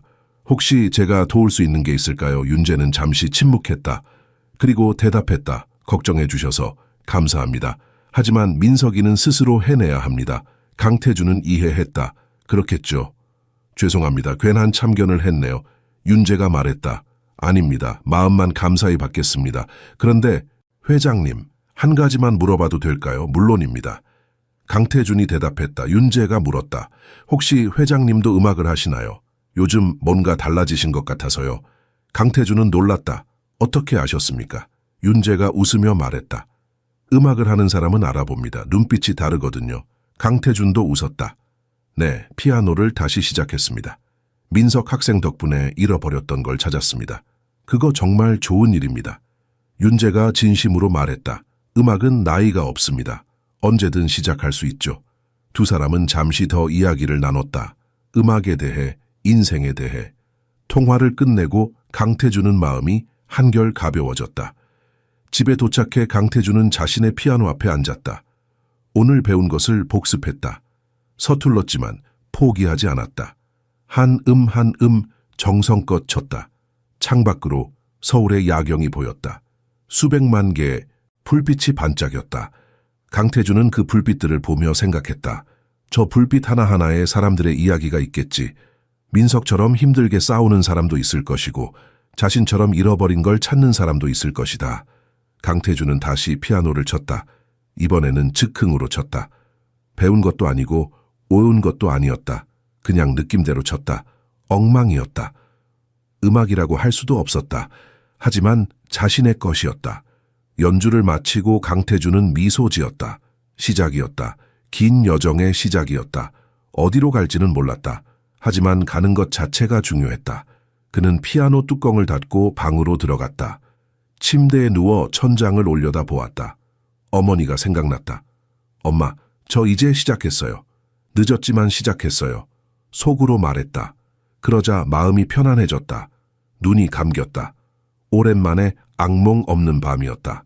석 달이 흘렀다. 민석은 조금씩 변하고 있었다. 여전히 다른 학생들만큼은 아니었지만 발전하고 있었다. 악보를 읽는 속도가 빨라졌다. 손가락 움직임도 부드러워졌다. 무엇보다 음악을 대하는 마음이 달라졌다. 어느 날 오후 박지현 선생님이 민석을 불렀다. 민석아, 다음 주에 작은 발표회가 있어. 신입생들을 위한 거야. 참가해볼래? 민석은 놀랐다. 발표회요? 아직 준비가 안 된 것 같은데요. 박지현이 웃었다. 완벽할 필요는 없어. 경험이 중요해. 무대에 서보는 것 자체가 공부야. 민석은 망설였다. 두려웠다. 실수하면 어떡하지? 사람들이 비웃으면 어떡하지? 하지만 거절할 수 없었다. 알겠습니다. 해보겠습니다. 그날 밤 민석은 아버지에게 말했다. 아빠, 다음 주에 발표회가 있어요. 윤재의 얼굴이 환해졌다. 정말 축하한다, 민석아. 무슨 곡을 칠 건데? 민석은 고민스러운 표정을 지었다. 모르겠어요, 아직. 제대로 칠 수 있는 곡이 많지 않아요. 윤재는 잠시 생각했다. 그러다 말했다. 별들의 노래는 어때? 네가 가장 잘 치는 곡이잖아. 민석은 고개를 저었다. 그 곡은 너무 단순해요. 다른 애들은 다 어려운 곡을 칠 텐데. 윤재가 아들의 어깨를 잡았다. 민석아, 어려운 곡을 완벽하게 못 치는 것보다 쉬운 곡을 진심으로 치는 게 낫단다. 사람들은 기술보다 마음을 듣는 거야. 민석은 아버지의 말을 곱씹었다. 다음 날 학교에서 민석은 우진을 만났다. 우진도 발표회에 참가할 예정이었다. 야, 민석아, 무슨 곡 칠 거야? 우진이 물었다. 민석은 조심스럽게 대답했다. 별들의 노래요. 내가 아빠랑 만든 곡이에요. 우진이 고개를 끄덕였다. 그거 좋은데. 네가 가장 잘 치는 곡이잖아. 근데 다른 애들. 말 들었어. 민석은 긴장했다. 무슨 말이요? 우진이 주위를 둘러보고 속삭였다. 너 때문에 불만이 많대. 장학생이 특혜 받는다고. 민석의 가슴이 철렁했다. 우진이 계속 말했다. 특히 제이가 제일 심해. 걔는 원래 이번 장학금 받을 예정이었거든. 근데 네가 들어오면서 기회를 놓쳤대. 민석은 몰랐던 사실이었다. 죄책감이 밀려왔다. 쉬는 시간에 민석은 제이를 봤다. 제이는 민석을 노려보며 지나갔다. 친구들과 함께 있었다. 민석은 그들의 대화를 우연히 들었다. 별들의 노래래. 웃기지 않아. 초등학생도 칠 수 있는 곡을. 민석은 주먹을 쥐었다. 화가 났다. 하지만 참았다. 말대꾸하면 상황만 나빠질 것 같았다. 교실로 돌아가는 길에 눈물이 났다. 억울했다. 자신은 그저 최선을 다하고 있을 뿐인데. 발표회 전날 밤 민석은 잠을 이룰 수 없었다. 내일이 두려웠다. 실수하면 어떡하지? 사람들이 실망하면 어떡하지? 이런 생각들이 머릿속을 가득 채웠다. 새벽 2시쯤 민석은 방에서 나왔다. 거실로 갔다. 아버지가 소파에 앉아 있었다. 잠 못 자니? 윤재가 물었다. 민석은 고개를 끄덕였다. 두 사람은 나란히 앉았다. 윤재가 말했다. 민석아, 내가 너한테 안 한 얘기가 있어. 민석은 아버지를 쳐다보았다. 나도 너 나이쯤에 첫 발표회를 했어. 그때 너무 떨려서 손이 안 움직이더라. 민석이 물었다. 그래서 어떻게 했어요? 윤재가 웃었다. 눈을 감고 네 엄마를 생각했지. 엄마가 응원하는 모습을 상상했어. 그러니까 용기가 났단다. 민석은 아버지의 손을 잡았다. 윤재가 계속 말했다. 내일 무대에 서면 우리를 생각해. 엄마와 나는 항상 네 편이야. 네가 실수해도 넘어져도 우리는 너를 사랑해. 그걸 잊지 마. 민석은 눈물이 났다. 하지만 이번에는 두려움의 눈물이 아니었다. 감사함의 눈물이었다. 아빠, 고마워요. 윤재가 아들을 껴안았다. 두 사람은 한참을 그렇게 있었다.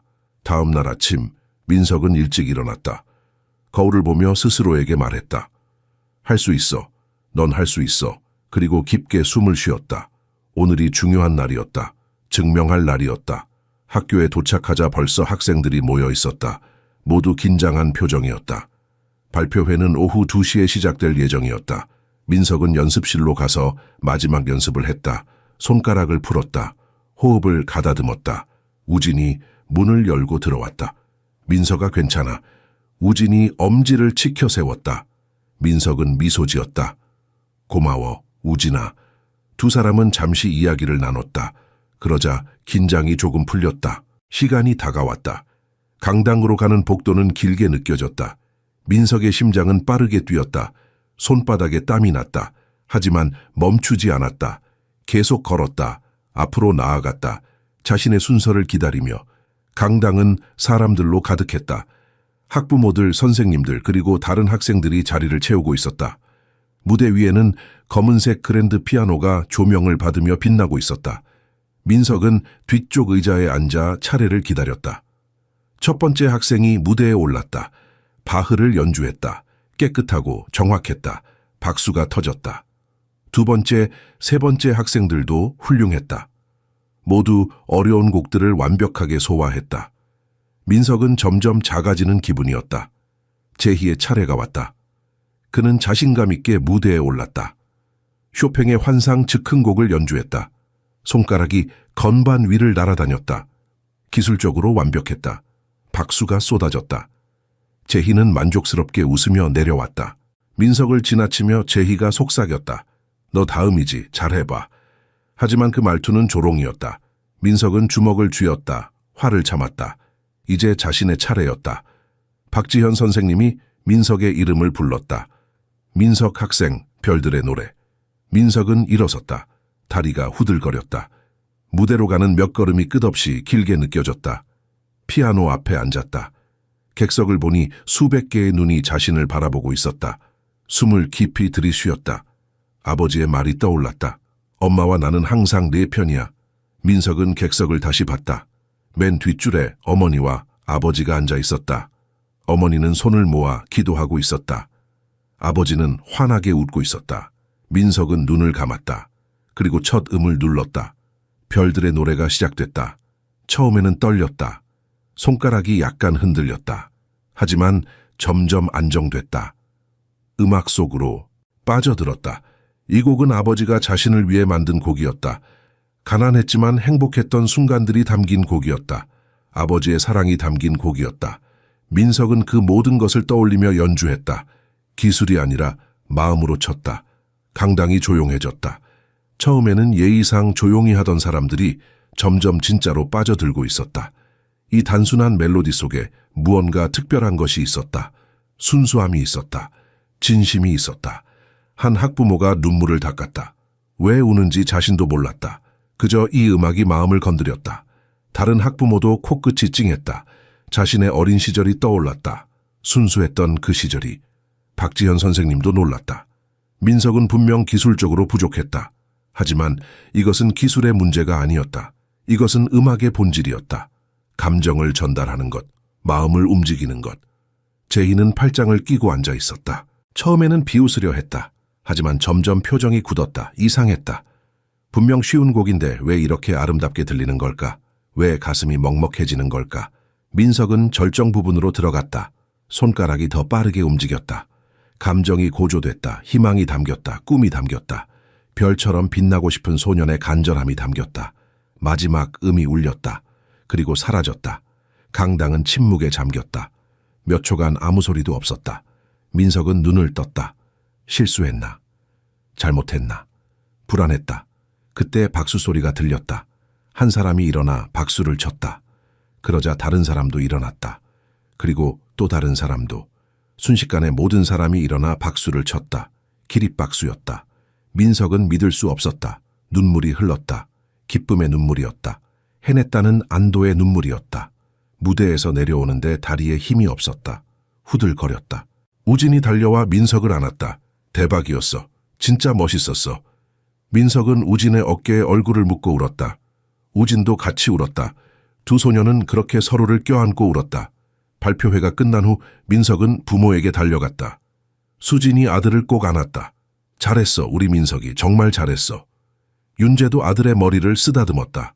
자랑스럽다, 아들. 김동철 원장이 다가왔다. 민석 학생, 훌륭했네. 자네는 음악의 진정한 의미를 아는 것 같아. 계속 그 마음을 잃지 말게. 민석은 감사하다고 인사했다. 집으로 돌아가는 길, 민석은 창밖을 바라보았다. 밤하늘에 별이 빛나고 있었다. 아버지가 말했던 그 별들, 민석은 생각했다. 나도 조금은 빛났을까? 조금은 별이 된 걸까? 그날 밤 민석은 행복하게 잠들었다. 꿈속에서 무대 위에 서 있었다. 수많은 사람 앞에서 연주하고 있었다. 두렵지 않았다. 즐거웠다. 이것이 자신이 하고 싶은 일이었다. 음악이었다. 다음날 학교에 가니 분위기가 달랐다. 학생들이 민석을 다르게 봤다. 존중하는 눈빛이었다. 몇몇은 다가와 잘했다고 말했다. 제이도 지나가며 고개를 끄덕였다. 인정하는 것 같았다. 민석은 깨달았다. 실력만으로는 부족하다는 것을, 마음이 중요하다는 것을, 그리고 자신만의 색깔이 있어야 한다는 것을. 이제 방향이 보였다. 어떤 음악가가 되고 싶은지 알 것 같았다. 강태준은 회사 회의실에 앉아 있었다. 임원들이 사업 계획을 설명하고 있었다. 하지만 그의 마음은 다른 곳에 있었다. 지난 몇 달 동안 뭔가 변하고 있었다. 예전처럼 돈과 권력에만 집중할 수 없었다. 회의가 끝나자 정다혜가 다가왔다. 회장님, 오늘 저녁 약속 잊지 않으셨죠? 투자자들과 만찬이 있습니다. 강태준은 달력을 확인했다. 하지만 오늘은 피아노 레슨이 있는 날이었다. 다혜 오늘 만찬은 취소하게. 정다혜는 놀란 표정을 지었다. 하지만 회장님, 이 미팅은 몇 달 전부터 잡혀 있던 건데요. 강태준은 단호하게 말했다. 다음 주로 미루게. 오늘은 다른 약속이 있네. 정다혜는 의아했지만 따랐다. 강태준이 달라지고 있다는 건 회사 전체가 느끼고 있었다. 예전처럼 직원들을 함부로 대하지 않았다.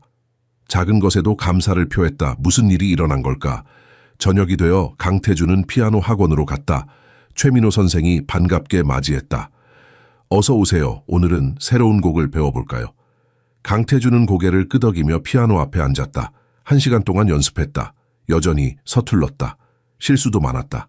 하지만 포기하지 않았다. 같은 부분을 10번, 20번 반복했다. 땀이 흘렀다. 손가락이 아팠다. 그래도 계속했다. 레슨이 끝나고 최민호가 말했다. 회장님 많이 늘으셨어요. 처음보다 훨씬 나아지셨습니다. 강태준은 쓴웃음을 지었다.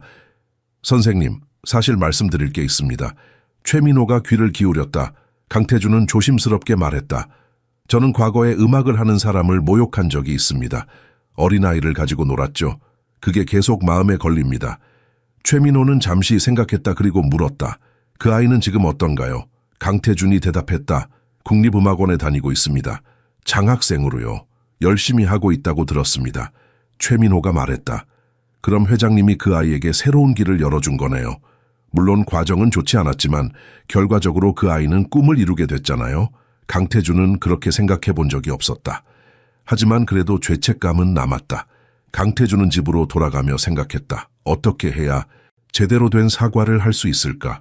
어떻게 해야 과거를 보상할 수 있을까? 집에 도착해 강태준은 서재로 갔다. 책상에는 어머니 사진이 놓여 있었다. 그는 사진을 들어 바라보았다. 엄마, 제가 지금 잘하고 있는 걸까요? 물었지만 대답은 없었다.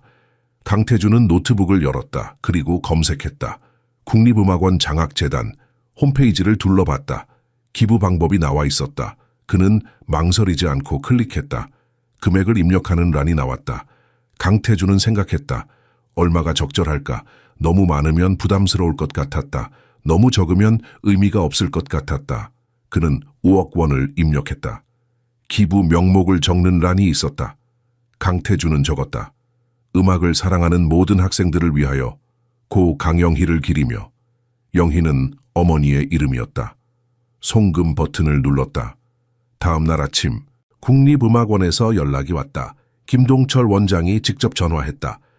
강 회장님 어제 기부해 주셔서 감사합니다. 정말 큰 도움이 됩니다. 강태준은 겸손하게 대답했다. 제가 해야 할 일을 한 것뿐입니다. 김동철이 물었다. 혹시 음악원을 방문하실 생각은 없으신가요? 학생들에게 강연을 부탁드리고 싶습니다. 강태준은 놀랐다. 제가 무슨 강연을 하겠습니까? 학생들에게 해줄 말이 없는데요. 김동철이 웃었다. 인생에 대해 말씀해 주시면 됩니다. 성공한 사업가로서의 경험을요. 강태준은 고민했다. 그리고 대답했다. 생각해 보겠습니다. 연락드리겠습니다. 전화를 끊고 강태준은 창밖을 바라보았다. 음악원을 방문한다면 민석을 만나게 될까? 만난다면 뭐라고 말해야 할까? 미안하다고 해야 할까? 아니면 축하한다고 해야 할까? 정다혜가 커피를 가져왔다. 회장님, 무슨 고민 있으세요? 표정이 안 좋으시네요. 강태준은 한숨을 쉬었다. 다혜, 자네는 과거에 잘못한 일이 있으면 어떻게 하나? 정다혜는 잠시 생각했다. 저는 솔직하게 사과합니다. 그리고 앞으로 더 잘하려고 노력하죠. 강태준은 고개를 끄덕였다. 맞는 말이었다. 사과하고 더 잘하면 되는 것이었다. 점심시간에 강태준은 혼자 식당에 갔다. 예전에는 항상 고급 레스토랑에서 먹었다. 하지만 요즘은 작은 식당을 선호했다. 사람들 사이에 섞여 있는 게 좋았다. 식사를 하던 중 텔레비전에서 뉴스가 나왔다. 국립음악원 학생 발표회 소식이었다. 민석의 모습이 화면에 나왔다. 연주하는 모습이었다. 강태준은 젓가락을 멈추고 화면을 바라보았다. 아이는 성장하고 있었다. 자신감이 생긴 것 같았다. 강태준은 묘한 감정을 느꼈다. 뿌듯함 같은 것이었다. 하지만 동시에 미안함도 있었다. 복잡한 감정이었다. 식당을 나서며 강태준은 결심했다. 음악원을 방문하겠다고, 민석을 만나겠다고, 그리고 제대로 된 사과를 하겠다고. 더 이상 회피하지 않겠다고. 2주일 후 강태준은 국립음악원 정문 앞에 서 있었다. 차에서 내린 지 10분이 지났지만 아직도 들어가지 못하고 있었다. 긴장됐다. 떨렸다. 이렇게 긴장한 게 얼마만인가. 정다혜가 함께 왔다. 회장님 들어가실까요?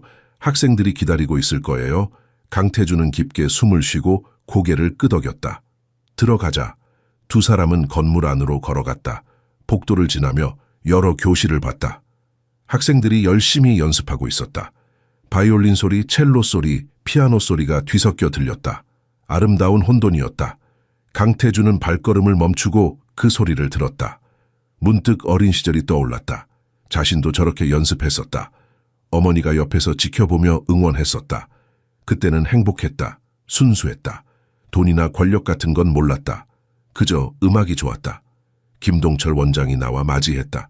강 회장님 어서 오십시오. 학생들이 기다리고 있습니다. 강당구로 안내하겠습니다. 강태준은 원장을 따라 걸었다. 정다혜는 뒤에서 따라왔다. 강당에 들어서니 수십 명의 학생이 앉아 있었다. 모두 강태준을 쳐다봤다. 호기심 어린 눈빛이었다. 누군가는 존경의 눈빛을 보냈다. 누군가는 경계하는 눈빛이었다. 강태준은 무대로 올라갔다. 학생들 사이에서 민석을 찾았다. 중간쯤에 앉아 있었다. 우진과 나란히 앉아 있었다. 민석도 강태준을 봤다. 두 사람의 눈이 마주쳤다. 민석은 고개를 숙였다. 강태준은 가슴이 먹먹했다. 김동철이 소개했다. 학생 여러분, 오늘은 강태준 회장님을 모셨습니다. 회장님은 우리 음악원에 큰 기부를 해주셨습니다. 그 덕분에 더 많은 학생이 장학금을 받을 수 있게 됐습니다. 박수가 나왔다. 강태준은 인사했다. 그리고 마이크 앞에 섰다. 준비한 원고가 있었다. 하지만 그것을 꺼내지 않았다. 대신 솔직하게 말하기로 했다. 학생 여러분, 저는 성공한 사업가입니다. 돈을 많이 벌었습니다. 권력도 있습니다. 하지만 행복하지 않았습니다. 학생들이 웅성거렸다. 예상치 못한 말이었다. 강태준은 계속했다. 저는 젊었을 때 음악을 했습니다. 피아노를 쳤죠. 하지만 포기했습니다. 돈이 안 된다고 생각했거든요. 그리고 사업을 시작했습니다. 성공했습니다. 하지만 무언가를 잃었습니다. 학생들이 집중해서 들었다. 강태준의 목소리에는 진심이 담겨 있었다. 그는 민석을 쳐다보며 말했다. 몇 달 전 저는 한 소년을 만났습니다. 그 소년은 저에게 잊고 있던 것을 상기시켜줬습니다. 민석은 고개를 들었다. 강태준과 눈이 다시 마주쳤다. 강태준이 말했다. 그것은 음악의 순수함이었습니다. 진심으로 무언가를 사랑하는 마음이었습니다. 저는 그것을 잊고 살았습니다. 강태준의 목소리가 떨렸다. 그래서 여러분에게 부탁드립니다. 돈이나 명예 때문에 음악하지 마십시오. 진심으로 사랑하기 때문에 하십시오. 그것이 여러분을 행복하게 만들 겁니다. 학생 한 명이 손을 들었다. 회장님, 그럼 후회하세요. 음악을 포기한 것을요. 강태준은 고개를 끄덕였다. 네, 매일 후회합니다. 하지만 지금이라도 다시 시작했습니다. 늦었지만 시작했습니다. 다른 학생이 물었다. 회장님은 지금 행복하세요? 강태준은 웃었다. 예전보다는 행복합니다. 완벽하지는 않지만 나아지고 있습니다. 그게 중요한 것 같습니다. 간견이 끝나고 질의응답 시간이 있었다. 여러 질문이 쏟아졌다. 강태준은 하나하나 성심성의껏 대답했다. 마지막 질문은 민석이 했다. 민석이 일어나 물었다. 회장님, 저를 기억하세요? 강태준은 고개를 끄덕였다. 물론입니다. 민석 학생. 민석이 계속 물었다. 왜 저를 도와주시는 건가요? 기부도 하시고 여기도 오시고. 강당이 조용해졌다. 모두가 강태준의 대답을 기다렸다. 강태준은 잠시 침묵했다. 그리고 솔직하게 말했다. 속죄하고 싶어서입니다. 그날 밤 저는 당신을 모욕했습니다. 용서를 구하려는 게 아닙니다. 그저 제가 잘못했다는 걸 인정하고 싶습니다. 민석은 아무 말도 하지 않았다. 강태준이 계속 말했다. 당신은 저에게 많은 것을 가르쳐 줬습니다. 음악이 무엇인지, 진심이 무엇인지 감사합니다. 그리고 미안합니다. 박수가 터져 나왔다. 진심 어린 박수였다. 민석은 눈물을 닦았다. 고개를 끄덕였다. 용서한다는 표시였다. 강태준도 눈물이 났다. 하지만 참았다. 강연이 끝나고 학생들이 하나둘 나갔다. 민석은 마지막까지 남아 있었다. 강태준에게 다가왔다. 회장님, 저도 한 가지 말씀드리고 싶어요. 강태준이 귀를 기울였다. 민석이 말했다. 그날 밤이 없었다면 저는 여기 없었을 거예요. 힘들었지만 기회였어요. 그러니 너무 자책하지 마세요. 강태준은 민석의 손을 잡았다. 고마워요. 두 사람은 잠시 서로를 바라보았다. 과거의 가해자와 피해자가 아니었다. 이제는 음악으로 연결된 두 사람이었다. 서로에게 배운 두 사람이었다. 그날 이후 강태준과 민석은 이상한 관계가 됐다. 친구는 아니었다. 나이 차이도 컸고 처지도 달랐다. 하지만 서로를 존중했다. 가끔 문자를 주고받았다. 안부를 물었다. 음악 이야기를 나눴다. 어느 날 저녁 민석이 문자를 보냈다. 회장님, 다음 주에 작은 연주회가 있어요. 오실 수 있으세요? 강태준은 즉시 답장했다. 물론이지. 꼭 갈게. 그는 일정표를 확인하고 그날을 비워뒀다. 연주회 당일 강태준은 일찍 도착했다. 소규모 연주회였다. 작은 홀에서 열렸다. 관객은 50명 정도였다. 대부분 학부모들이었다. 강태준은 뒷자리에 조용히 앉았다. 민석의 부모도 와 있었다. 윤재와 수진이 앞자리에 앉아 있었다. 윤재는 지팡이 없이 걸어왔다. 수술이 성공한 것 같았다. 얼굴색도 좋아 보였다. 수진도 예전보다 편안해 보였다. 연주회가 시작됐다. 여러 학생이 차례로 연주했다. 모두 실력이 좋았다. 클래식 곡들을 완벽하게 소화했다. 관객들은 박수를 보냈다. 분위기가 좋았다. 민석의 차례가 왔다. 그는 무대에 올라 인사했다. 예전보다 자신감이 있어 보였다. 피아노 앞에 앉았다. 그리고 연주를 시작했다. 베토벤의 소나타였다. 강태준은 놀랐다. 몇 달 사이에 민석이 많이 성장했다. 손가락 움직임이 부드러웠다. 음색도 깨끗했다. 물론 완벽하지는 않았다. 아직 거칠은 부분도 있었다. 하지만 발전이 눈에 보였다. 더 놀라운 것은 감정 표현이었다. 민석은 단순히 악보를 따라 치는 게 아니었다. 자신의 해석을 넣고 있었다. 음악에 영혼을 불어넣고 있었다. 이것은 가르칠 수 없는 것이었다. 연주가 끝나자 박수가 터졌다. 강태준도 일어나 박수를 쳤다. 민석은 무대에서 내려오며 관객들을 보았다. 강태준과 눈이 마주쳤다. 민석이 미소 지었다. 강태준도 미소로 답했다. 연주회가 끝나고 로비에서 다과회가 열렸다. 사람들이 학생들을 축하했다. 강태준은 민석 가족을 찾았다. 조심스럽게 다가갔다. 윤재 씨, 오랜만입니다. 윤재는 놀란 표정을 지었다. 하지만 곧 웃으며 악수했다. 회장님 오셨군요. 감사합니다. 수진도 정중하게 인사했다. 어서 오세요. 민석이가 회장님 오신다고 기뻐했어요. 강태준은 윤재를 보며 물었다. 많이 좋아지신 것 같습니다. 윤재는 고개를 끄덕였다. 네, 수술받고 많이 나아졌습니다. 회장님 덕분입니다. 강태준은 손사래를 쳤다. 제가 한 게 뭐가 있습니까? 민석이 다가왔다.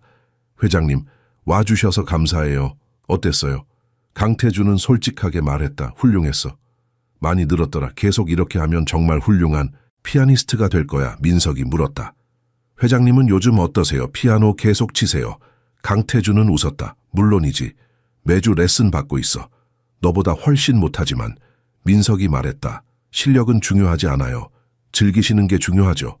그 말에 강태준은 고개를 끄덕였다. 맞아. 네가 가르쳐준 거야. 음악은 즐기는 거라고. 네 덕분에 배웠어. 민석은 부끄러워하며 웃었다. 우진이 다가와 민석을 불렀다. 야, 사진 찍자. 선생님들이 기다려. 민석은 강태준에게 인사하고 우진을 따라갔다. 강태준은 그 모습을 지켜보았다. 저 아이는 행복해 보였다. 자신이 있어야 할 곳에 있는 것 같았다. 그걸 보니 마음이 편해졌다. 윤재가 강태준에게 말했다. 회장님, 커피 한잔 하시겠어요? 할 말이 있습니다. 강태준은 고개를 끄덕였다. 두 사람은 근처 카페로 갔다. 조용한 자리에 앉았다. 윤재가 입을 열었다. 회장님, 그날 밤 일을 아직도 생각하세요? 강태준은 정직하게 대답했다. 네, 가끔 생각합니다. 후회도 하고요. 윤재는 고개를 저었다. 후회하지 마세요. 강태준은 의아했다. 윤재가 설명했다. 그날이 없었다면 민석이는 지금의 기회를 못 얻었을 겁니다. 물론 과정은 고통스러웠죠. 하지만 결과는 좋았습니다. 때로는 고통이 성장의 계기가 됩니다. 강태준은 그 말을 곱씹었다. 윤재가 계속 말했다. 회장님도 변하셨잖아요. 음악을 다시 시작하셨고 사람들을 다르게 대하시고 그것도 그날 밤 때문 아닙니까? 강태준은 고개를 끄덕였다. 맞습니다. 두 사람은 잠시 침묵했다. 그리고 윤재가 말했다. 인생은 참 이상합니다. 나쁜 일이 좋은 결과를 낳기도 하고 좋은 일이 나쁜 결과를 낳기도 하죠. 중요한 건 우리가 어떻게 반응하느냐입니다. 강태준은 깊이 공감했다. 두 사람은 오랫동안 이야기를 나눴다. 음악에 대해, 인생에 대해, 가족에 대해. 나이도 다르고 처지도 달랐지만 통하는 게 있었다. 서로를 이해할 수 있었다. 카페를 나서며 윤재가 말했다. 회장님, 가끔 우리 집에 놀러 오세요. 같이 피아노 치면 재미있을 것 같아요. 강태준은 기뻤다. 정말요? 폐가 되지 않을까요? 윤재가 웃었다. 아니에요. 환영합니다. 그날 밤 강태준은 집으로 돌아가며 행복했다. 진짜 친구를 얻은 것 같았다. 돈이나 지위 때문이 아니라 진심으로 통하는 친구. 이런 감정은 오랜만이었다. 어쩌면 처음일지도 몰랐다. 1년이 흘렀다. 민석은 이제 완전히 다른 사람이 됐다. 실력도 늘었고 자신감도 생겼다. 다른 학생들도 이제 민석을 인정했다. 제이조차 민석을 라이벌로 인정했다. 좋은 라이벌 관계가 됐다. 김동철 원장이 민석을 불렀다. 민석 학생, 내년 전국 청소년 콩쿠르에 참가해보는 게 어떨까? 민석은 긴장했다. 벌써요. 아직 2년 남았는데요. 김동철이 웃었다. 미리 경험해보는 것도 나쁘지 않지. 민석은 고민했다. 콩쿠르는 무서웠다. 전국에 재능 있는 학생들이 모이는 곳이었다. 자신이 거기서 통할까? 하지만 도전하고 싶기도 했다. 자신이 어디까지 왔는지 확인하고 싶었다. 집에 돌아와 부모에게 말했다. 아빠, 엄마 내년 콩쿠르에 나가볼까 해요. 윤재와 수지는 놀랐다. 하지만 곧 기뻐했다. 정말 우리 민석이가 벌써 그렇게까지 성장했구나. 수진이 걱정스럽게 물었다. 부담되지는 않니? 너무 무리하지 마. 민석은 고개를 저었다. 괜찮아요. 해보고 싶어요. 떨어져도 괜찮아요. 경험이 중요하니까요. 윤재는 아들의 어깨를 두드렸다. 그래, 잘 생각했어. 민석은 콩쿠르 준비를 시작했다. 곡을 선정했다. 쇼팽의 발라드 1번이었다. 어려운 곡이었다. 하지만 민석이 가장 좋아하는 곡이었다. 감정이 풍부하고 드라마틱했다. 매일 10시간씩 연습했다. 손가락이 부르트고 허리가 아팠다. 하지만 멈추지 않았다. 조금씩 나아졌다. 곡을 자신의 것으로 만들어갔다. 단순히 외우는 게 아니라 이해하고 느꼈다. 어느 날 강태준이 연락했다. 민석아, 요즘 어떻게 지내니? 민석은 콩쿠르 준비 중이라고 답했다. 강태준이 격려했다. 잘 될 거야. 넌 할 수 있어. 필요한 거 있으면 말해. 민석은 고마웠다. 회장님도 잘 지내세요. 피아노는 계속 치시죠? 강태준이 답했다. 물론이지. 요즘 한 곡을 완성해서 내게 들려주고 싶은데. 민석은 기대됐다. 꼭 들려주세요. 몇 주 후 강태준이 민석네 집을 방문했다. 손에는 와인 한 병과 케이크를 들고 있었다. 윤재와 수진이 반갑게 맞았다. 어서 오세요, 회장님. 편하게 계세요. 저녁을 함께 먹었다. 분위기가 따뜻했다. 강태준은 이런 가족의 정을 느낀 지 오래됐다. 부모님이 돌아가신 후 혼자 살았다. 이런 식사가 그리웠다. 식사 후 윤재가 제안했다. 회장님, 약속하신 곡 들려주시죠. 강태준은 긴장했다. 아직 서툴러요. 부끄럽네요. 민석이 웃었다. 괜찮아요. 저희는 심사위원이 아니에요. 강태준은 작은 전자 키보드 앞에 앉았다. 손을 건반 위에 올렸다. 그리고 연주하기 시작했다. 서툴렀다. 실수도 있었다. 리듬이 흔들리기도 했다.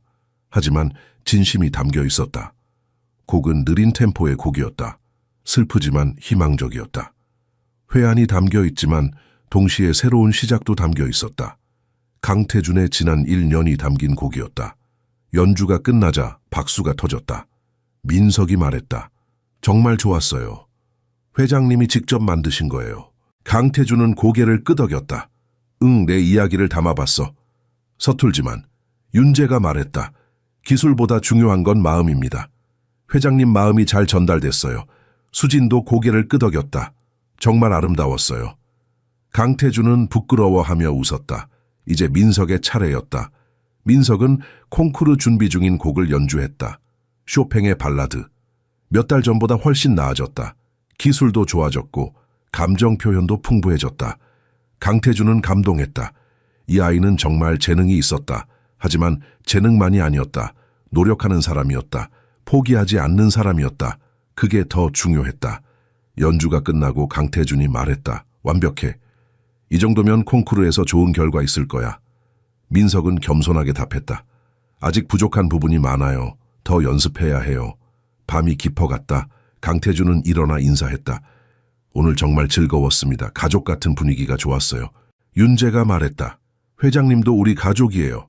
언제든 오세요. 강태준은 집으로 돌아가는 차 안에서 생각했다. 가족이라는 말이 좋았다. 혼자가 아니라는 느낌이 좋았다. 돈으로 살 수 없는 것들이 있었다. 진심 어린 관계, 따뜻한 정, 서로를 아끼는 마음. 집에 도착해 강태준은 거울을 봤다. 1년 전의 자신과 지금의 자신은 달랐다. 얼굴은 같았지만 눈빛이 달랐다. 예전에는 차갑고 날카로웠다. 지금은 부드럽고 따뜻했다. 어머니 사진 앞에 섰다. 엄마, 저 이제 행복해요. 진짜 행복해요. 돈이 많아서가 아니라 좋은 사람들을 만나서요. 엄마가 바라셨던 그런 사람이 되고 있어요. 사진 속 어머니는 웃고 있었다. 강태준도 웃었다. 이제 악몽은 오지 않았다. 밤에 편하게 잘 수 있었다. 아침에 일어나면 기대됐다. 오늘은 어떤 일이 있을까? 누구를 만날까? 무엇을 배울까? 콩쿠르가 한 달 앞으로 다가왔다. 국립음악원 전체가 긴장 상태였다. 민석만이 아니라 재희, 우진, 그리고 다른 몇몇 학생도 참가할 예정이었다. 모두가 최선을 다해 준비하고 있었다. 김동철 원장이 참가 학생들을 모아놓고 말했다. 여러분, 콩쿠르는 경쟁입니다. 하지만 진짜 경쟁 상대는 다른 사람이 아니라 자기 자신입니다. 어제의 자신보다 나아지는 것. 그게 진짜 승리입니다. 학생들은 고개를 끄덕였다. 김동철이 계속 말했다. 결과에 집착하지 마세요. 과정을 즐기세요. 무대에 서는 순간을 즐기세요. 그러면 저절로 좋은 결과가 따라올 겁니다. 민석은 그 말을 가슴에 새겼다. 요즘 너무 긴장하고 있었다. 잘해야 한다는 부담감이 컸다. 원장님과 선생님들의 기대, 부모님의 바람, 그리고 자신의 욕심, 모든 게 어깨를 짓눌렀다. 연습 시간이 끝나고 민석은 학교 뒤 작은 정원으로 갔다. 거기서 혼자 있고 싶었다. 벤치에 앉아 하늘을 올려다봤다. 구름이 천천히 흘러갔다. 바람이 불었다. 나무잎이 흔들렸다. 우진이 찾아왔다. 여기 있었구나. 너 찾았어. 민석은 우진을 보며 웃었다. 우진이 옆에 앉았다. 무슨 생각해? 민석이 대답했다. 그냥 긴장돼서. 콩쿠르가 무서워. 우진이 고개를 끄덕였다. 나도 그래. 밤에 잠도 잘 안 와. 계속 연습 생각만 나. 두 친구는 잠시 침묵했다. 그러다 우진이 말했다. 있잖아, 우리 약속 하나 하자. 민석이 물었다. 무슨 약속? 우진이 말했다. 콩쿠르 끝나고 결과가 어떻든 서로 축하해주자. 이기든 지든 최선을 다한 우리를 축하하는 거야. 민석은 그 말이 좋았다. 그래, 약속하자. 두 친구는 손을 맞잡았다. 그러자 긴장이 조금 풀렸다. 혼자가 아니라는 게 힘이 됐다. 함께 싸우는 동료가 있다는 게 위로가 됐다. 일주일 후 강태준이 민석에게 연락했다. 민석아, 콩쿠르 전에 뭔가 선물하고 싶은데 괜찮겠니? 민석은 놀랐다. 선물이요? 필요 없어요. 회장님은 이미 많이 도와주셨잖아요. 강태준이 말했다. 그게 아니라 응원의 의미야. 받아주면 좋겠는데. 민석은 고민하다 동의했다. 알겠어요. 감사합니다. 이틀 후 택배가 도착했다. 큰 상자였다. 상자를 열자 편지가 있었다. 강태준의 송을 씌었다. 민석에게 이 책들이 도움이 되길 바란다. 음악은 피아노만으로 하는 게 아니야. 삶 전체로 하는 거지. 다양한 경험이 내 음악을 풍부하게 만들 거야. 응원한다. 강태준. 상자 안에는 책들이 가득했다. 소설, 시집, 철학책, 역사책. 다양한 분야의 책들이었다. 민석은 한 권 한 권 꺼내보며 감동했다. 강태준이 직접 고른 것 같았다. 책마다 포스트잇이 붙어 있었다. 이 부분 특히 좋아. 꼭 읽어봐. 민석은 부모에게 보여줬다. 윤재가 말했다. 회장님이 정성을 많이 들이셨구나. 수진도 고개를 끄덕였다. 정말 좋은 분이야. 민석은 그날 밤 책을 읽기 시작했다. 시집을 펼쳤다. 시를 읽으며 민석은 깨달았다. 음악과 시는 비슷했다. 둘 다 감정을 표현했다. 말로는 다 할 수 없는 것을 전달했다. 민석은 책을 덮고 피아노 앞에 앉았다. 시에서 받은 영감으로 연주했다. 놀랍게도 연주가 달라졌다. 더 깊어졌다. 더 풍부해졌다. 민석은 흥분했다. 이게 원장님이 말씀하신 거구나. 음악은 삶 전체로 하는 것. 다양한 경험이 음악을 만든다는 것. 다음 날 민석은 강태준에게 전화했다. 회장님, 정말 감사해요. 책 덕분에 많은 걸 깨달았어요. 강태준이 웃었다. 다행이네. 도움이 됐다니 기뻐. 콩쿠르에서 좋은 결과 있길 바란다. 민석이 말했다. 회장님, 한 가지 물어봐도 돼요? 강태준이 대답했다. 물론이지. 민석이 물었다. 회장님은 왜 저한테 이렇게 잘해주세요? 그날 일은 이미 용서했는데. 강태준은 잠시 침묵했다. 그리고 솔직하게 말했다. 너를 보면 내가 포기했던 꿈이 보여. 내가 될 수 없었던 사람이 보여. 그래서 응원하고 싶은 거야. 네가 이루는 걸 보면서 나도 위로받는 거야. 민석은 그 말이 이해됐다. 사람들은 서로에게 영향을 준다. 서로를 변화시킨다. 자신이 강태준을 변화시켰듯이 강태준도 자신을 변화시키고 있었다. 고마워요, 회장님. 민석이 말했다. 저도 회장님한테 배웠어요. 다시 시작할 수 있다는 것. 두 사람은 오랫동안 통화했다. 음악에 대해, 인생에 대해, 꿈에 대해. 나이와 처지는 달랐지만 서로를 이해했다. 통했다. 전화를 끊고 민석은 웃었다. 좋은 사람들이 주변에 있다는 게 감사했다. 콩쿠르 일주일 전 마지막 리허설이 있었다. 민석은 무대에 섰다. 연주했다. 완벽하지는 않았다. 아직 실수도 있었다.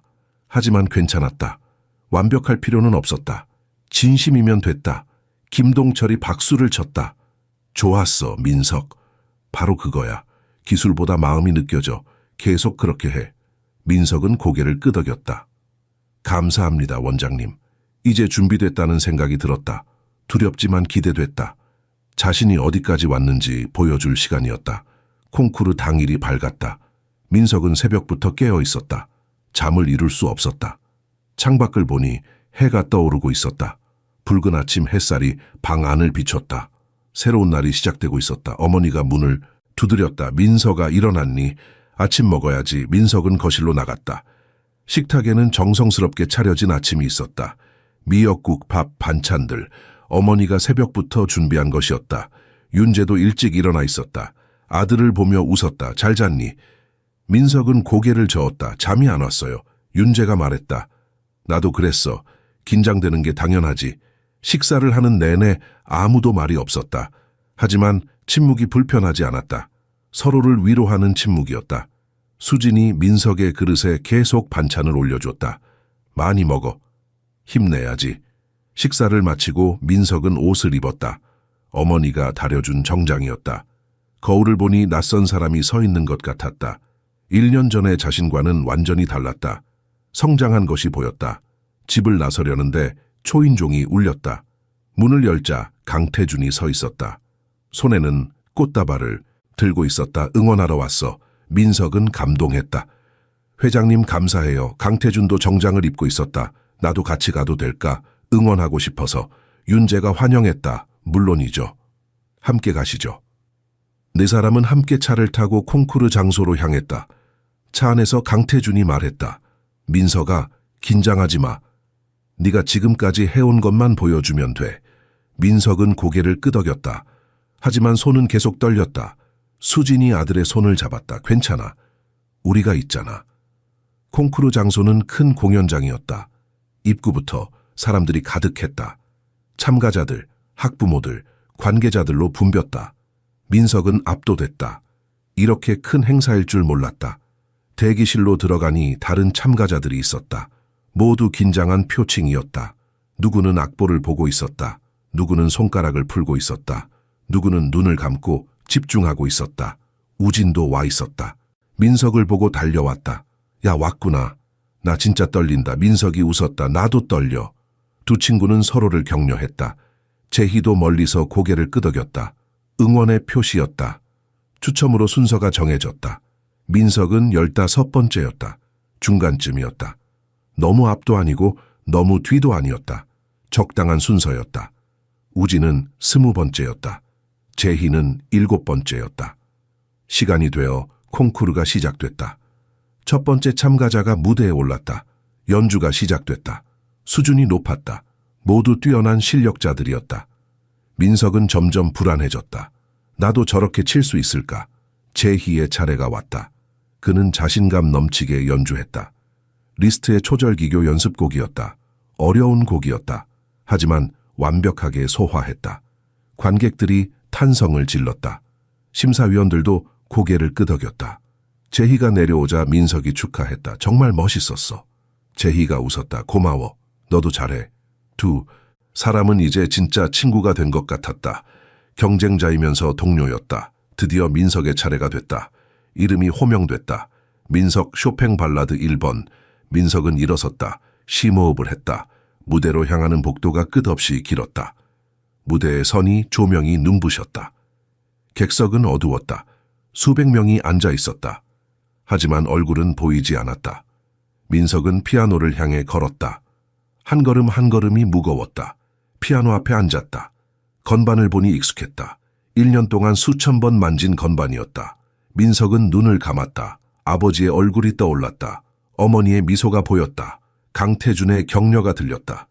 우진의 응원이 느껴졌다. 민석은 눈을 떴다. 손을 건반 위에 올렸다. 떨림이 멈췄다. 이상하게 평온해졌다. 이제 두렵지 않았다. 준비됐다. 1년 동안 준비해온 순간이었다. 첫 음을 눌렀다. 쇼팽의 발라드가 시작됐다. 아름답고 슬픈 멜로디가 공연장을 가득 채웠다. 민석은 자신의 모든 것을 쏟아부었다. 1년간의 노력, 가족의 사랑, 친구들의 우정, 그리고 음악을 향한 순수한 열정. 공연장이 조용해졌다. 모두가 숨을 죽이고 들었다. 이 소년의 연주에는 무언가 특별한 것이 있었다. 기술만이 아니었다. 영혼이 있었다. 이야기가 있었다. 진심이 있었다. 심사위원들도 놀랐다. 한 명이 다른 심사위원에게 속삭였다. 저 아이가 그 소년인가? 호텔에서 연주했던. 다른 심사위원이 고개를 끄덕였다. 맞아. 많이 성장했어. 정말 많이. 민석의 손가락이 건반 위에서 춤을 췄다. 빠른 부분에서는 폭포처럼 흘렀고 느린 부분에서는 속삭임처럼 부드러웠다. 곡의 절정이 다가왔다. 민석의 온몸이 음악과 하나가 됐다. 더 이상 연주하는 게 아니었다. 음악 그 자체가 됐다. 객석에서 수지는 눈물을 흘렸다. 저게 정말 우리 아들일까? 1년 전만 해도 맨발로 바닥에 쓰러져 있던 아이가. 윤재도 눈시울이 붉어졌다. 가슴이 벅찼다. 자랑스러웠다. 아들이 자신의 꿈을 이루는 모습을 보고 있었다. 강태준은 두 손을 꼭 쥐고 있었다. 긴장했다. 민석이 잘하길 바랐다. 이 아이는 자격이 있었다. 누구보다 열심히 했다. 포기하지 않았다. 이런 아이가 인정받아야 했다. 무대 옆에서 우진도 지켜보고 있었다. 친구가 이렇게 훌륭할 줄 몰랐다. 부럽기보다는 자랑스러웠다. 같이 공부한 친구가 이렇게 빛나는 모습을 보니 뿌듯했다. 제희도 팔짱을 풀었다. 인정할 수밖에 없었다. 민석은 진짜였다. 마지막 음이 울렸다. 여운이 공연장에 퍼졌다. 그리고 사라졌다. 민석은 손을 내렸다. 눈을 떴다. 해냈다. 실수 없이 끝까지 연주했다. 가슴이 두근거렸다. 잠시 침묵이 흘렀다. 그리고 폭발적인 박수가 터졌다. 기립 박수였다. 관객들이 일어나 박수를 쳤다. 환호성도 들렸다. 브라보, 멋있어, 최고야. 여러 목소리가 들렸다. 민석은 일어나 인사했다. 다리가 후들거렸다. 하지만 웃었다. 행복했다. 무대를 내려오는데 눈물이 났다. 기쁨의 눈물이었다. 해냈다는 안도의 눈물이었다. 우진이 달려와 민석을 안았다. 대박이야. 진짜 대박이었어. 제희도 다가와 어깨를 두드렸다. 인정한다. 너 진짜 잘했어. 민석은 두 친구를 보며 웃었다.